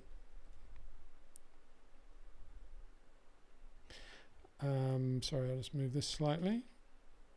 Okay. Hi Peter, aka Short Corner Doctor. Yeah, he's got an emoji there. Can you explain how prizes were distributed when Grand Prix racing was actually for grand prizes, and if you think the winnings should be distributed differently today? And there's another hand clap, I think, at the end. Well, yeah, for many years there was just prize money. One of the reasons the 1914 French Grand Prix was such a big race and had, I think, 5 factory Mercedes against the Peugeot of Jules Gu and Boyot, was because there was quite a lot of money put up by the Petit Parisien or something. I think something like that. In those days, it was quite a lot of money, and was prize money. So that was that. And then post-war, 1950 British Grand Prix, first round of the World Championship ever. Ferrari aren't there. Why? Because they weren't paid any starting money to be there. This is Enzo Ferrari sticking his stake in the ground, Bernie Ecclestone-like. So very early on, from the 50s, starting money was part of the Formula One package, and the teams dealt individually, not as a group, with the race organisers. And if the race organiser didn't offer them the right start money, then they wouldn't, if they were Ferrari, they wouldn't go. Now, if you take, for example, that 65 Monaco Grand Prix that I was mentioning earlier, Jim Clark didn't race then, and Lotus decided to replace him with Pedro Rodriguez and Mike Spence. So the factory Lotus team in that race was going to be Rodriguez, Spence. But Monaco said, oh, well, we're only going to give you, Colin, because you don't have Jim Clark, we're only going to give you one entry, we won't give you two. So Colin thought, well, that's not right. I'm not going to race. So Lotus didn't go to the 65 Monaco Grand Prix for that reason. So the organisers kind of ruled the roost, as it were, in terms of who they wanted, which teams they wanted, which drivers they would pay money for, and which drivers they wouldn't. And sometimes the team owners got annoyed, and other times they didn't. And the other thing that came with that was that you didn't get your money unless you actually started the race. So we had this thing called starting money specials. 1960 Portuguese Grand Prix at Oporto. We were talking about this in the last race, I think. Was it maybe on Matt Bishop's Twitter, X, formerly known as Twitter thing. Very good page he has on this day years ago. Jim Clark in that race had a big shunt in practice. One of the few big shunts he had, driver error, just got caught on the tram lines actually and hit the wall in Lotus 18. And they rebuilt it overnight using parts of the frame of a jack, which they cut and formed as chassis tubes in the car. That's how much of a starting money special it was just to get the car on the grid. Tape over the nose. And Jimmy brought the car home third, as it happened. So now in the depths of time, we forget that was just a starting money special Lotus that Colin Chapman thought was only going to do 2 laps. And so that's what they did back then. And then prize money started to come into as well as starting money. And the first big race to offer real prize money was, well, actually it was the Race of Two Worlds at Monza in the mid-50s when they ran on the banking round the wrong way, and the American Indy drivers were invited over and the Formula One drivers drove their cars. But in the case of Sterling Moss, it was an Eldorado special, it wasn't a Maserati or whatever. Sponsors suddenly appeared. It was good stuff. So that there was prize money then, because Indianapolis was based around prize money. And it was America that led the way in Formula One with Watkins Glen and the US Grand Prix. And I remember in 69 when Jochen Rindt won even before that, I think 65, 66, when Graham Hill won the US Grand Prix in 65, I think it was the biggest prize fund ever in the history of Formula One. In 69, exactly the same. Jochen's first Grand Prix win was in the US Grand Prix at Watkins Glen, and it was the biggest prize fund ever. And the winner got quite a significant prize. And then prize money became, some races it was non-existent, but there was starting money. But it was then Bernie arrived and said, right, guys, we got to make this happen, and we will eventually get all this on TV. But the first thing is everybody has to work together, and I will represent you, and we will guarantee X number of cars. These drivers, all the cars will be numbered the same. They'll be painted the same. I see now they've gone away from that livery thing of Bernie's. And so the race organizer knows what he's getting. We won't let him down. And there'll be no discussion about we want this team and not that team. He gets the whole lot or nothing at all. And on that basis, they then started to generate money, which was then evenly split. Not evenly split. It was distributed amongst the teams. And Bernie came up with this unbelievably complicated formula, which rewarded your results over an 18-month to 2-yearly period. So if you won, if you say, for example, let me think of a one-off win. Let's think of something around 72, 73, 74. If you were okay, and let's say it was a team that had not won a race at all, it suddenly won a Grand Prix. Let's say it was the French Grand Prix. You wouldn't get the same prize money for first place as if you had won the championship the previous year. So it all built up. So it rewarded teams that stayed in the championship for a long time and did well in the championship over a long period of time. So it encouraged people not to just come into Formula One and leave, in other words. Wolf, good example. Wolf, 77, when they won the Argentine Grand Prix, they wouldn't have won anything like the same money as Lotus if they had won the Argentine Grand Prix that year. Good example. So they finally fell. And that was Bernie's system. And I think it's kind of in play today still. It's more visible, and Ferrari do get a longevity bonus for being Ferrari, as distinct from money under the table for being Ferrari. But I can remember, and there's a lot of complicating all of that in Bernie's era. There was a lot of money flowing around, if you like, from countries that shouldn't really have all that money flowing around. I shouldn't go too far down that road, I suppose, but suffice to say that wives of Formula One team owners often used to be embarrassed paying the school fees for their children at the beginning of term, because they'd be the only ones in the headmaster's study paying cash from a brown envelope. I won't mention any names there, but that was the way Formula One used to be. So that's how it kind of went. I mean, Bernie, like all the teams, insisted that Formula One is a capital-intensive sport. It's not a prize money sport, really. And therefore, in order for it to work, the money needs to be up front. And win, lose or draw, you're still spending the same money. So you need to have that money up front. And that's the system he created, as distinct from the prize money system of other sports, where the capital investment isn't great and the prize money is enormous. Cycling, I don't know, it's probably enormous prize money now, I don't know. Football, whatever. But in Formula One, you've got to build the car. That's where the money is spent. So that's where it's a completely different system. And today, and it's the system created by Bernie, the group of Formula One teams takes all the money from television rights, circuit signage rights, travel rights, hospitality rights, merchandising rights, computer gaming rights. All of the rights go to Formula One. So what is there for the race promoter? How does he make money? Well, all he can do is charge as much money as he possibly can from the spectator, because he does take that money. But we saw Monza, it was 300,000 people over 3 days. You may think, well, that's quite a lot. But if you multiply that by whatever they all would have paid average, it's still a tiny amount of money relative to the amount of money the entire Grand Prix generated by Formula One, if you take all those TV rights and everything else into account.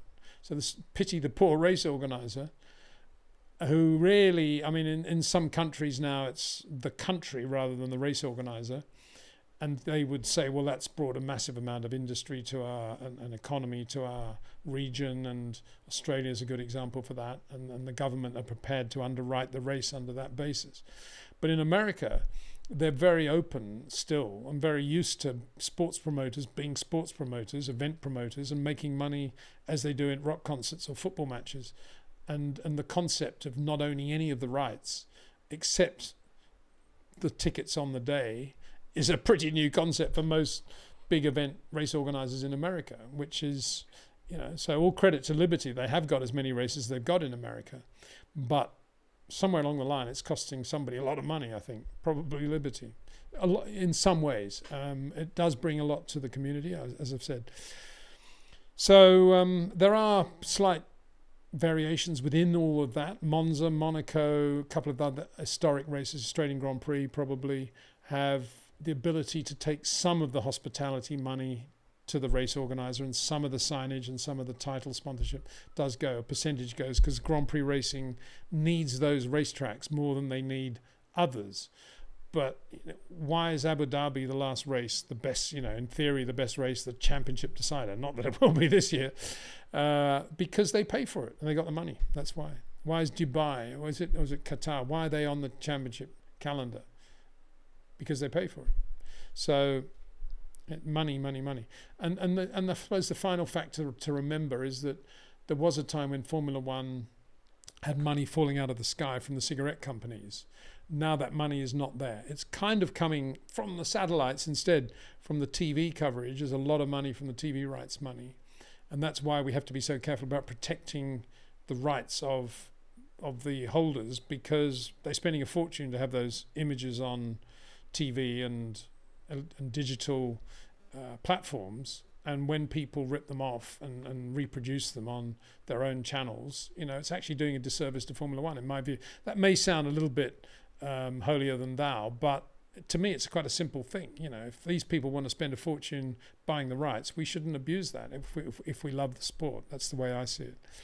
And because of that, it's a difficult sport to monitor in many ways, in terms of prize money, in terms of starting money. But I think if a new team came on the grid with no history, it would take them 3 to 4 years even to earn any money at all, probably, even if they were doing very well. So it is complicated, isn't it? Anyway, thank you for that one. Big question, eh? Longer answer. Maybe too long. Sorry if it was. Yeah, I've got half an hour to go, so I'll try and be as efficient as I can, if that's the right word. Right. Sam Van Harden. Sounds Dutch, maybe. Don't want to make assumptions. Sam Van Harden. Hi, Peter. Hope you're doing well. If you could travel back in time and attend a race personally, which race would it be and why? Thanks. Wow. A race. Am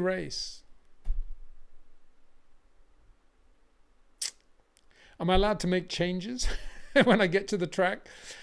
Am I allowed to say to Bob Dance before the 67 Italian Grand Prix, just put a little bit more fuel in Jimmy's car? Don't listen to Colin. He needs that little bit of extra fuel. He needs that last half lap.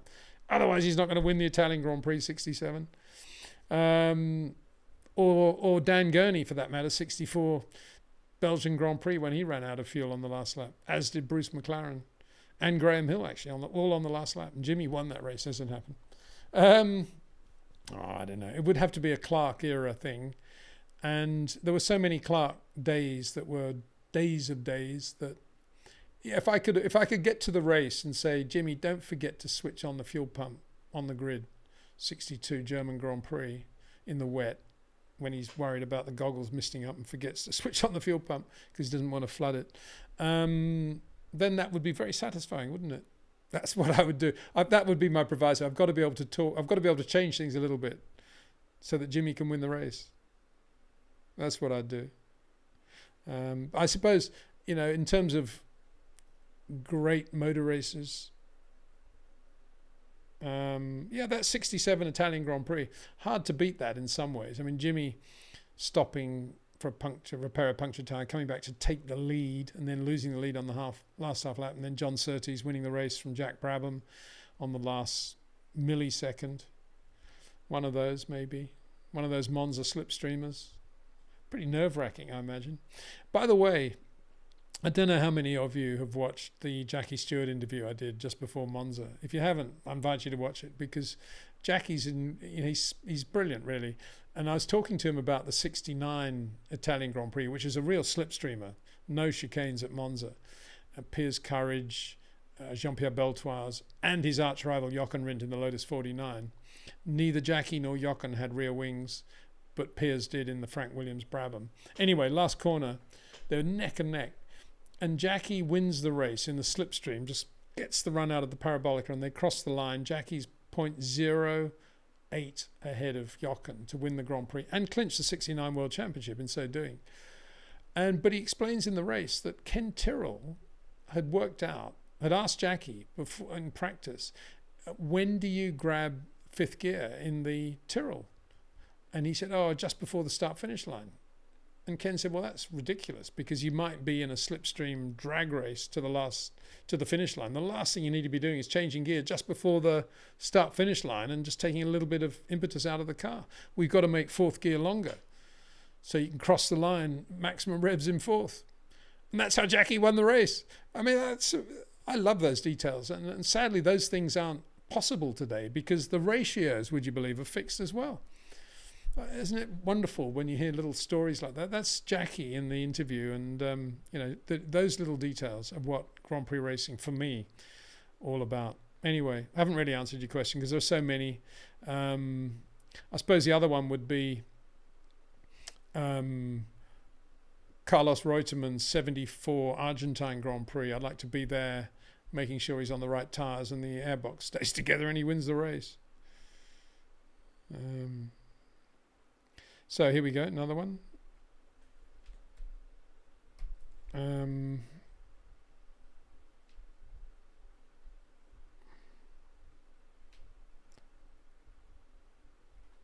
Right, sorry, but all this hiatus when I do all this, but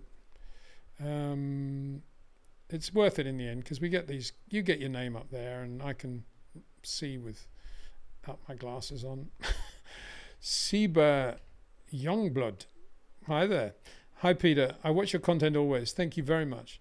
Thank you for that, CB. What is your thought about the only 5 seconds penalty Lewis received for causing a collision with Piastri? Well, I've mentioned that already. I think he justifiably got the penalty. It ruined Oscar's race, obviously, but he did have the consolation of setting fastest lap, which was quite a cool thing for somebody, a rookie like Oscar, isn't it? And I think Lewis just... I mean, that was not a collision that in any way helped Lewis or was a way of getting past. It was just a careless thing that he did that was completely, just careless. I mean, there was no advantage to be gained by what he did. So it wasn't as if he T-boned him and got the place or shut the gate on him or whatever. It was just one of these slight movements to the right before he went into the left of the second chicane, and he hit Piastri, who was very close to him and braking quite late on the marbles, obviously. And I thought Piastri did quite a good job just to sort of keep it all going and go straight down the escape road, and didn't, just came straight in. And so that's it. I just thought it was a careless thing from Lewis, maybe a slight function of the sadness in my mind, I guess, of Lewis having to race, Alex Albon, Oscar Piastri, George, if you like, and not racing up there where he should be with Max and at the front of the race. And I think, anybody who's watched Lewis over a long period of time feels a bit dispirited that that's what he's having to do these days regularly, and they think it's brilliant if they can have the third quickest car in Formula One. I mean, that was their headline of their thing today, the debrief. We had the third quickest car at Monza. That's sad, isn't it? And I think it's a little bit of a function of Lewis is just thinking, that's what I imagine is going on there, to be honest. I don't think it was intentional. I'm going to show Piastri. I don't think it was any of that. It was just carelessness. Okay, another one coming up. Here we are. So, okay.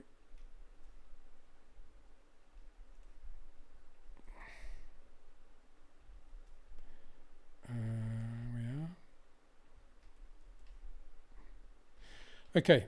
Lucas Noxio. Hi, Peter. Recently on the Sky podcast, Nico Rosberg mentioned that no one could beat Max as the other driver in that team. Do you agree? Think that might hinder someone like Lando or Charles signing for Red Bull? Well, I think Nico's absolutely right there, because A, Max is as good as he is, and B, he's been at Red Bull for as long as he has. And more importantly, working very closely with Adrian Newey and his team for as long as he has. And if you're working that closely with the best technical team in the history of Formula One, really, then How are you going to beat that? Doesn't matter how good you are. You're not going to be better than Max technically anyway as a driver, I don't think. I mean, Max does everything correctly. So I think Nico's 100% correct there. Would it hinder somebody like Lando or Charles going to Red Bull? No, I don't think so, because Lando and Charles would both see that as an opportunity to win Grand Prix, because there's no way in the world, as we see at the moment, Max is going to win every Grand Prix. There are going to be opportunities for the other Red Bull driver, because Max might have a problem or an off day or something might happen. And so therefore, if you're in a Red Bull, Adrian Newey Red Bull, you're in the other one, good chance to win. So no racing driver really should say no to driving the best car in Formula One, even though Max is in the other car, because you want to win, you want to be with a great team. And under that heading, what was Daniel Ricciardo thinking? You know, he could have been winning Grand Prix this year, and he could have been up there finishing second behind Max and getting the glory. Instead of which, currently, sadly, he's not racing again. So I think they would go. If you said to Lando, do you want to continue battling on alongside Oscar Piastri at McLaren, and McLaren may or may not have a car that's as good as a Red Bull in the future, probably not, or do you want to be in a Red Bull alongside Max, take your chances and win races when Max has a problem? What's Lando going to say? He's going to say, yeah, absolutely. I'm there, man. I don't want any money. Just let me drive the car. Percentage of the prize money only. I'll pay all my own expenses. Please, give me the drive. Of course he would.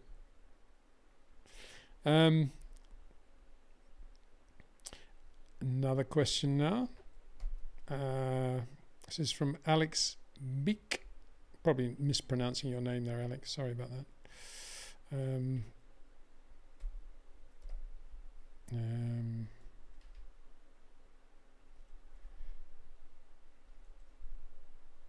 You know what? I've got a feeling. I was reading very quickly. I was looking through some of the questions before we went live. I think this is one of the ones that I don't think we've got to any of the questions that have come through since we've gone live, which is worrying because there are 25 minutes to go. Peter Windsor talks too much. Alex Beek. Hi, Peter. Thanks for your racing wisdom. Thank you very much. Very kind of you to describe it as that. A lot of people would use other adjectives, but anyway. You talk a lot about feeling the car when you drive it. Is this something that comes naturally, or is it something that grows on a driver over time? Well, obviously, even you or I have feel for driving a car on the road. You know, we don't have to think about everything we're doing. We feel gaps, judgment, it comes into play.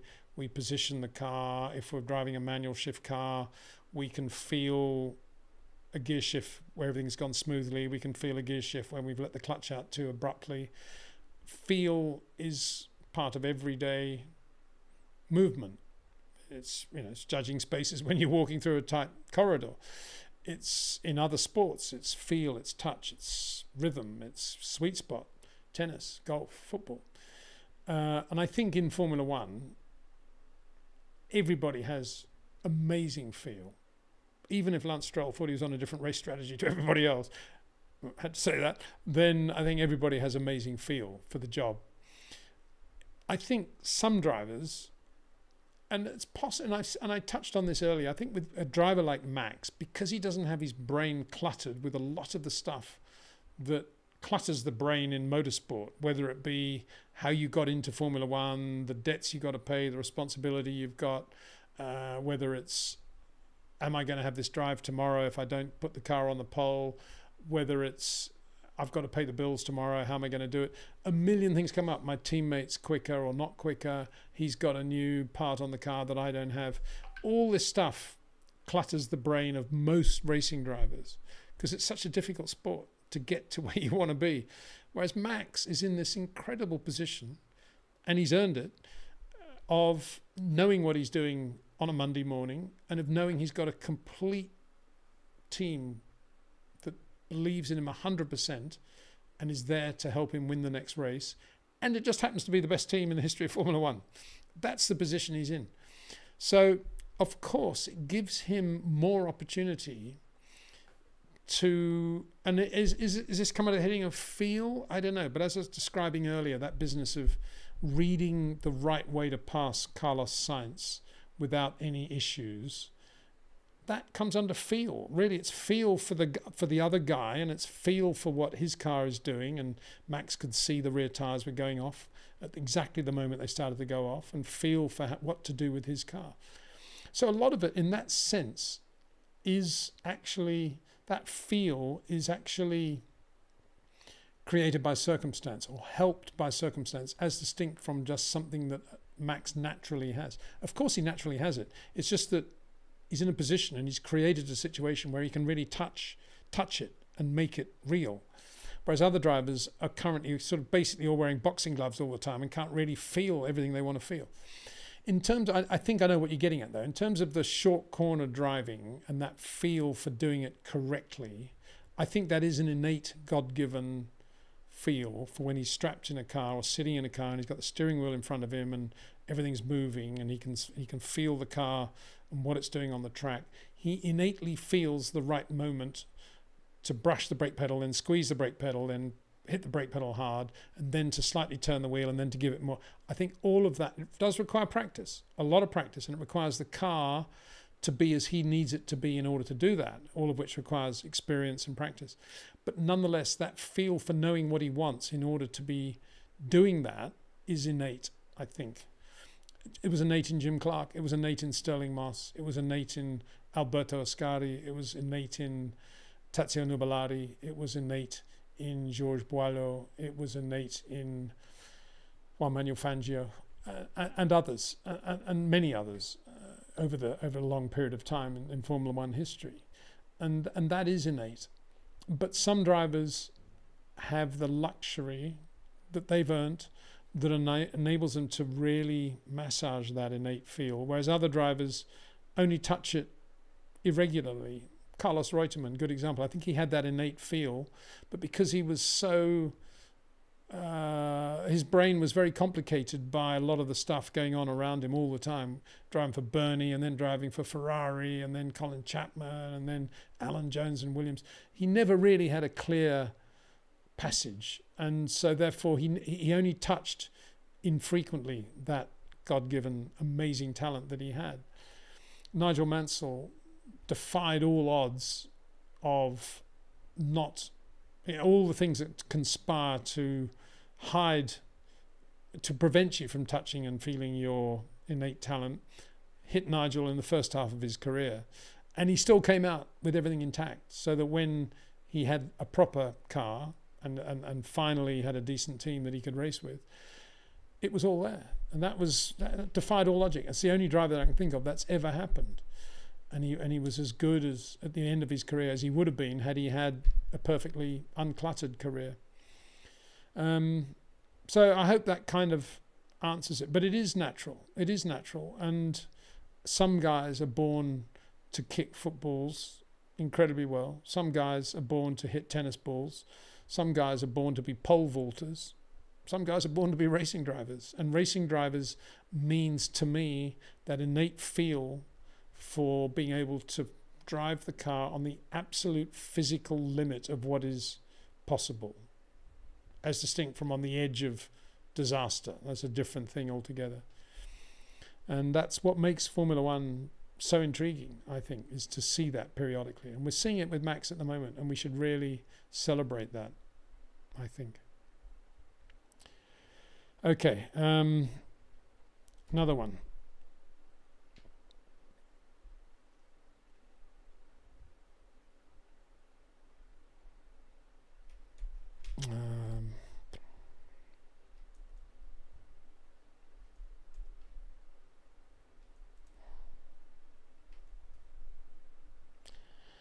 Leighton, I think you're Australian.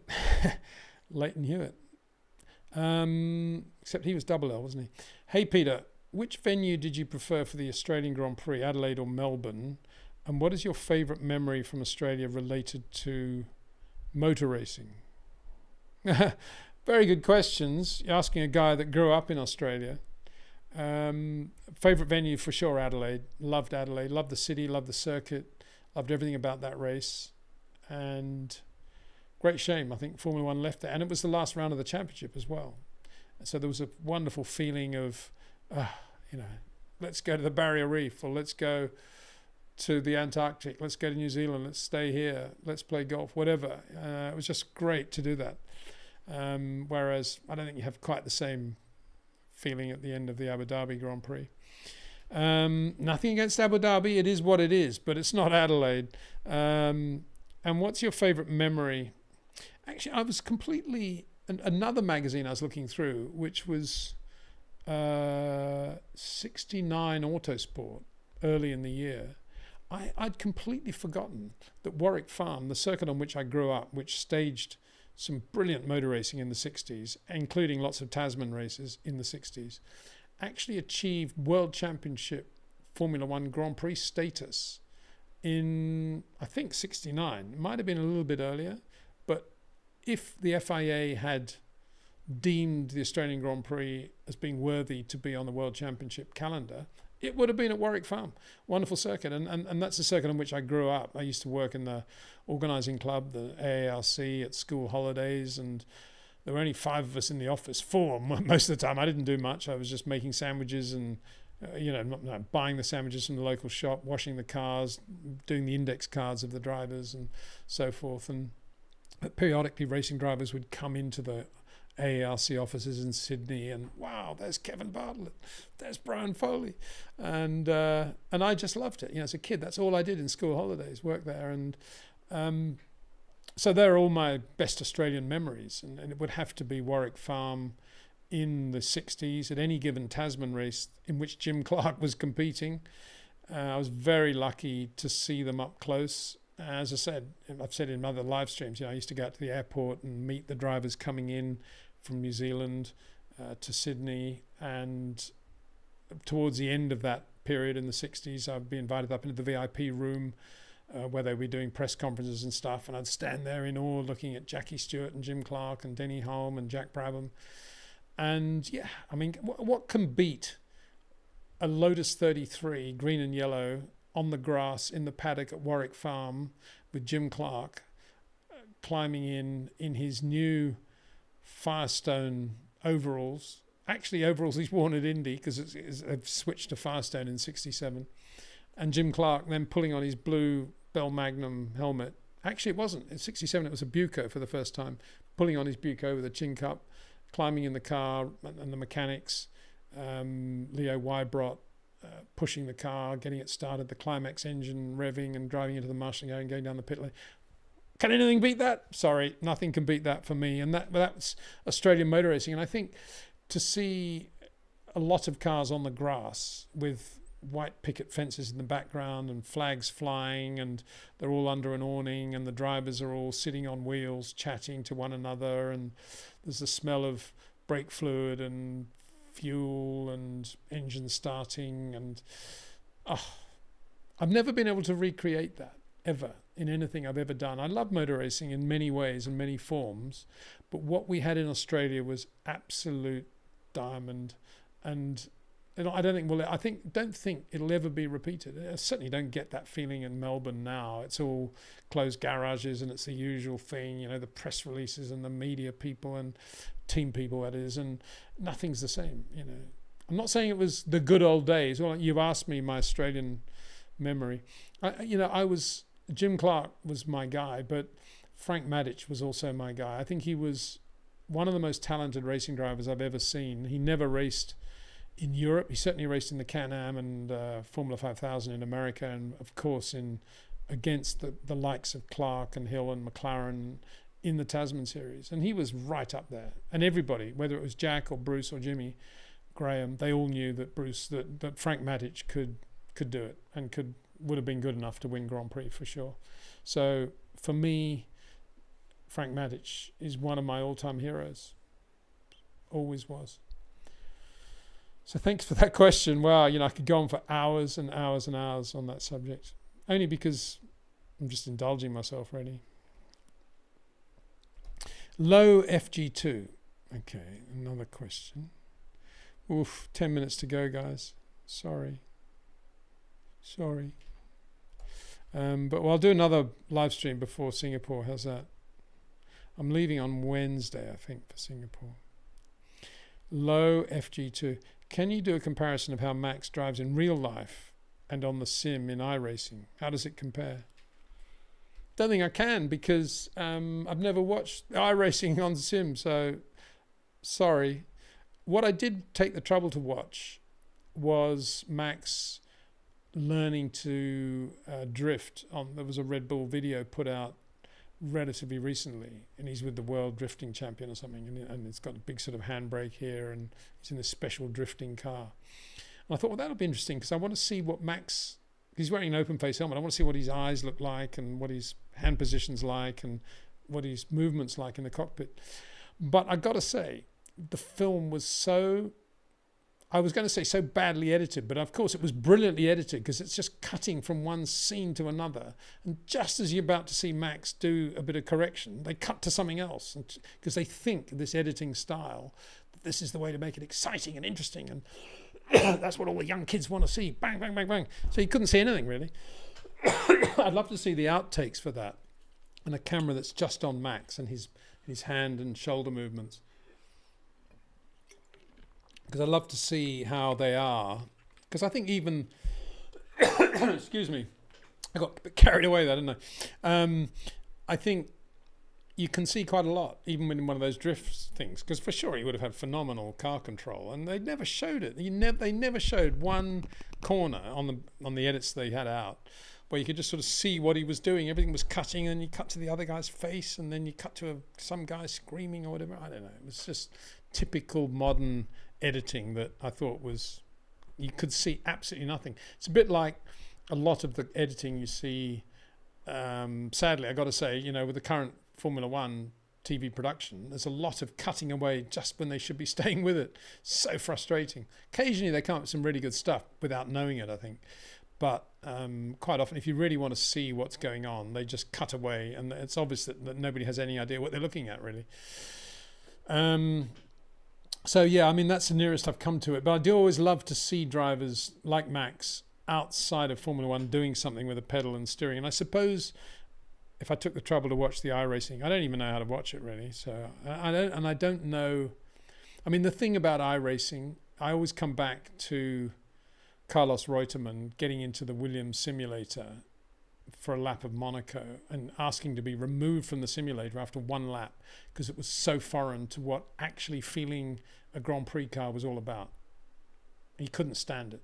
And he's one of my gold standards in terms of feel and touch. And I suspect, even though there's a lot of talk about simulators, I suspect that any great driver feels the same way. And yes, you can use simulators to do a lot in terms of managing the car, managing the start procedure, all that stuff. But in terms of actually feeling the difference between loading up, going into a short corner and not, I don't think you can do it on a simulator. And that's the thing that's really at the heart of what we're talking about. So I imagine you can't do that on iRacing either. I may be wrong, but I imagine you can't. I can't imagine you can. Let's put it that way. Just gone from the wrong. I've gone right to the bottom now. Oh, here's another question. Sorry. A coloured one. Nice one. Thank you. This is from Groovy Pace. Groovy Pace. Thank you, Groovy Pace. Let me do a proper copy here. Groovy Pace. This is from PACE. Here we are. Again, I'm not going to be able to put your name at the top, I think, because because it's in that coloured panel at the top, and that doesn't copy. Very annoying, that. But what happens if I do this? Yeah, it does work, doesn't it? It's not how you spell your name, I know, but at least it's better than nothing. There you go. Groovy Pace. Hey, Peter, when you think of the challenges for drivers of the 30s, 50s compared to the past couple of decades, what comes to mind? Love from South Florida. Thank you very much. Love South Florida.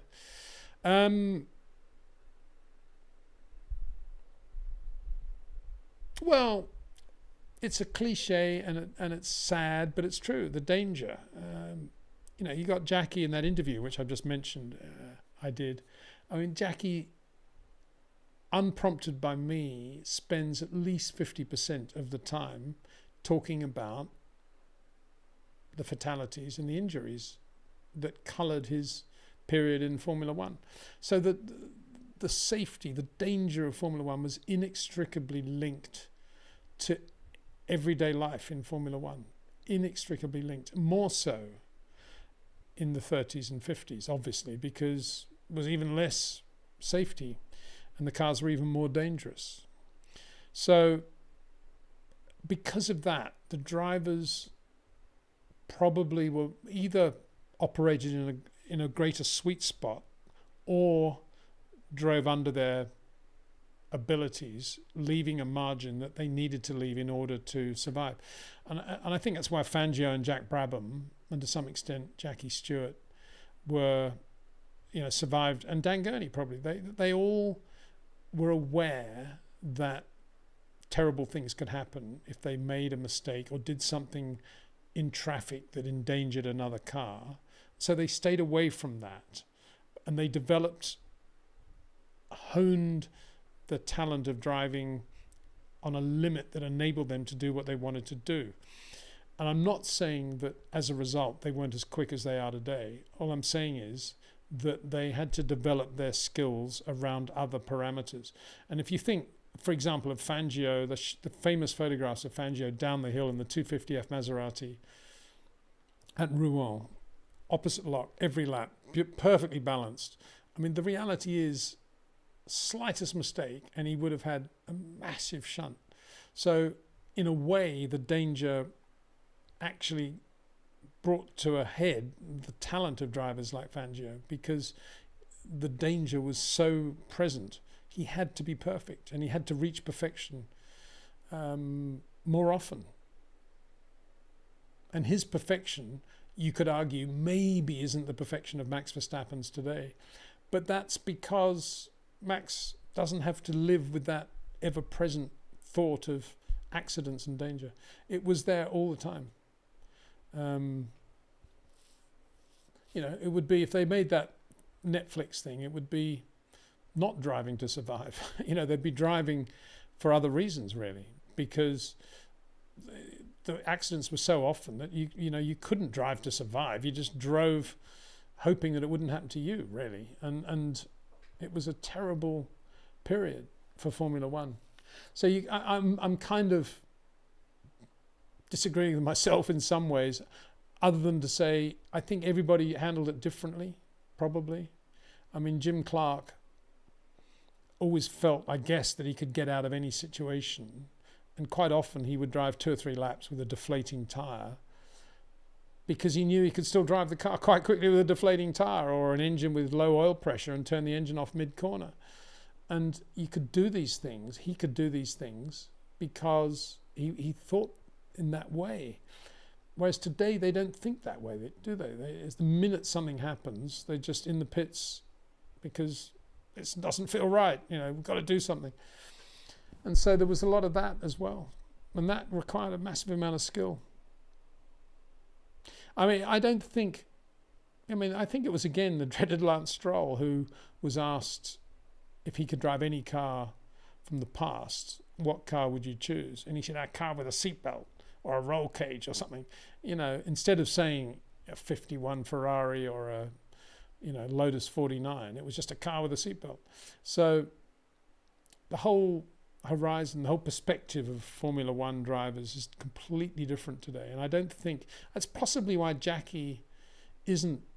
don't think Jackie's given enough respect today by the current drivers. I think they probably all shake hands with him, but they don't really ask him a lot of serious questions about his career in the way that Ricky Fowler would talk to Jack Nicklaus, for example, in the golf world. And I think that's because they can't identify with a driver who talks openly about losing 56 of his friends in the course of his racing career. They just can't identify with that. So they just think it's some other world that, is not their world anymore. And I guess it's true, it's just a completely different world now. Different drivers, different ways of operating, and a certain callousness now, I think, that's grown as a result of that. And somewhat taking for granted of a lot of the things that drivers from the 30s and 50s had to fight very hard for. I'm not sure how many drivers on the grid have even heard of Dick Seaman. But when you think of Dick Seaman was good, he was a fast racing driver. Maybe not the greatest in the history of the sport. Maybe not as quick as Lewis, but he was certainly Lando Norris level. And he was there in the wet at Spa in 39, and back end came out and he went off, hit a tree, T-boned, killed. Car exploded, killed. And, that was just, they just live with that. It's like Dennis Jenkinson. Oh, yeah, Hawkins went off into the harbour. 4 lines. That's how it was. And I wonder whether, that was, I suppose, the presence of the proximity of the 2 wars, I suppose, hardened everybody to that danger as well. But it was, that was the difference. Okay. Let's have a look. But thank you for that.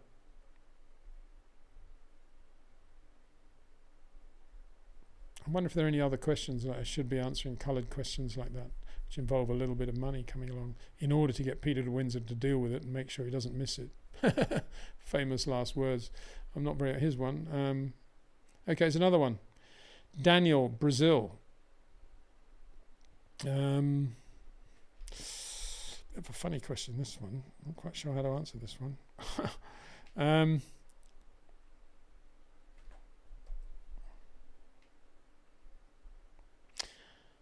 This is from Daniel in Brazil. Hi, Peter. How highly would you rate Irvine? Eddie Irvine. I think he was... Let me think. I think he was as good as Sergio Perez. That's sort of... probably not as good as Perez in terms of traction.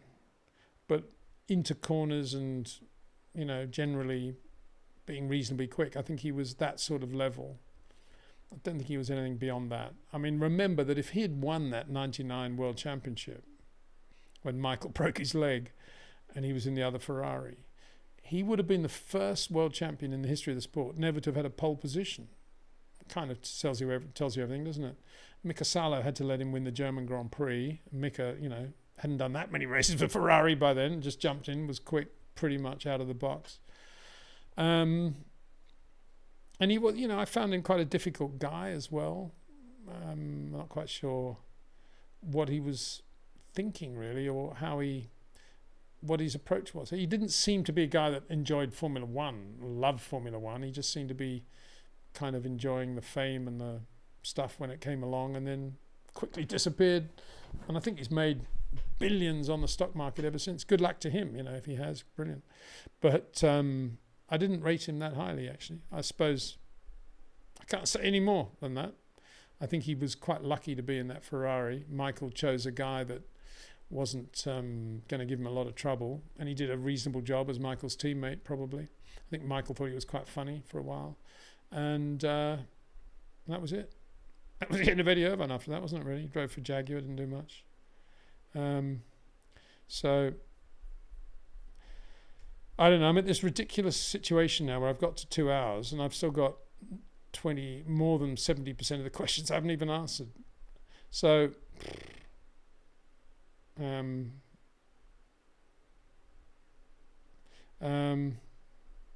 there's a bit of chat amongst yourselves there. I think that's good. A bit of Mercedes chat of what they did with Tuna and at Darwin. Hope you two guys get that one sorted out.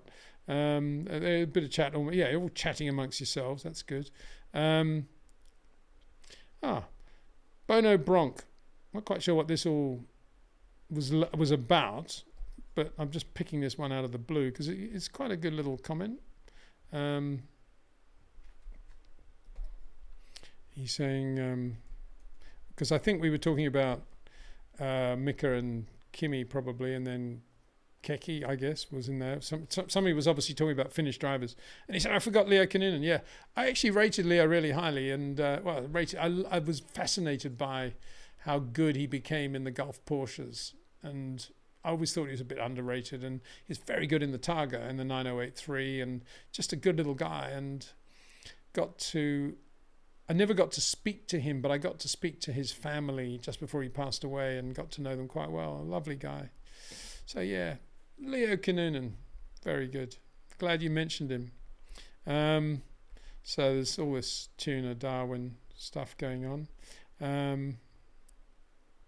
So I'll do a couple more. This is quite a good question. I think I've touched on this before, but I'm going to touch on it again because I think it's very important, this one.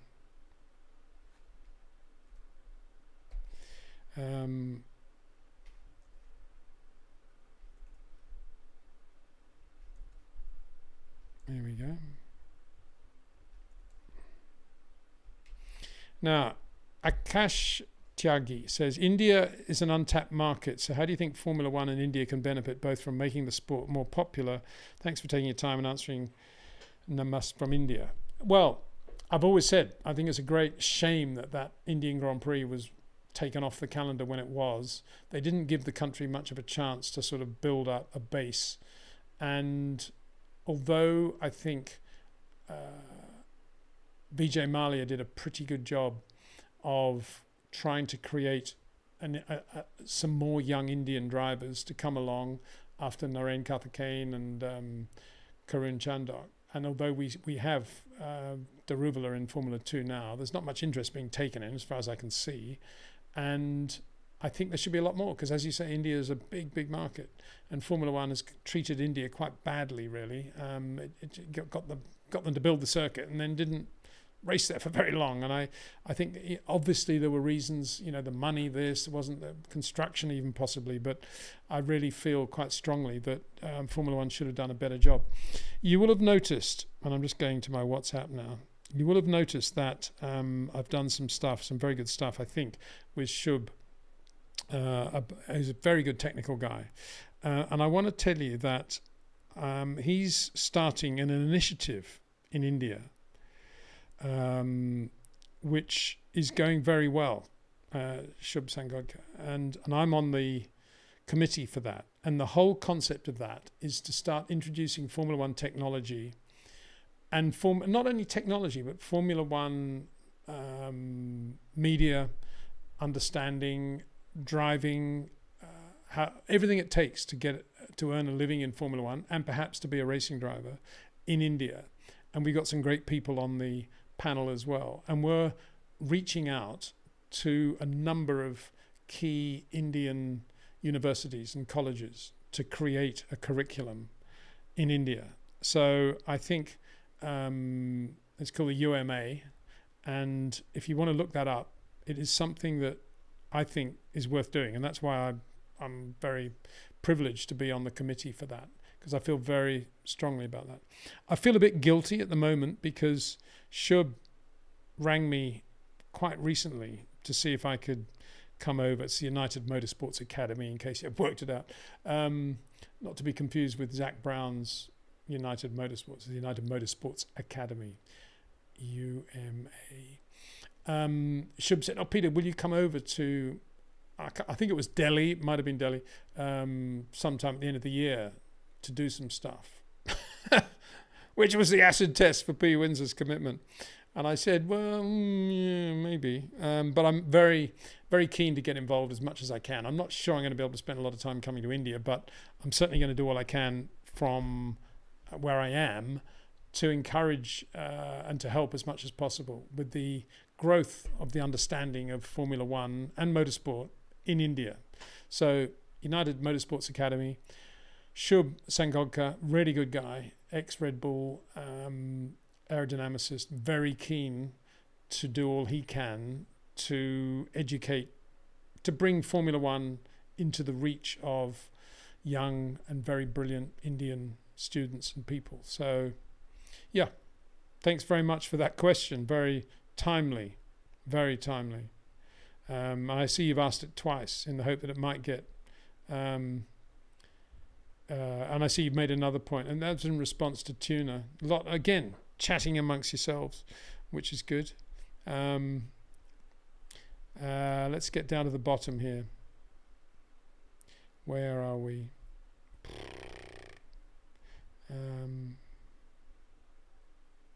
There's a bit of discussion about apparently Helmut Marko called Perez South American. So everybody's a bit annoyed about that. We'll end with this one, okay? Shaq Marriott. Wow, cool name. And then, I'm sorry, but other questions we'll have to try and do before Singapore in another live stream. Okay.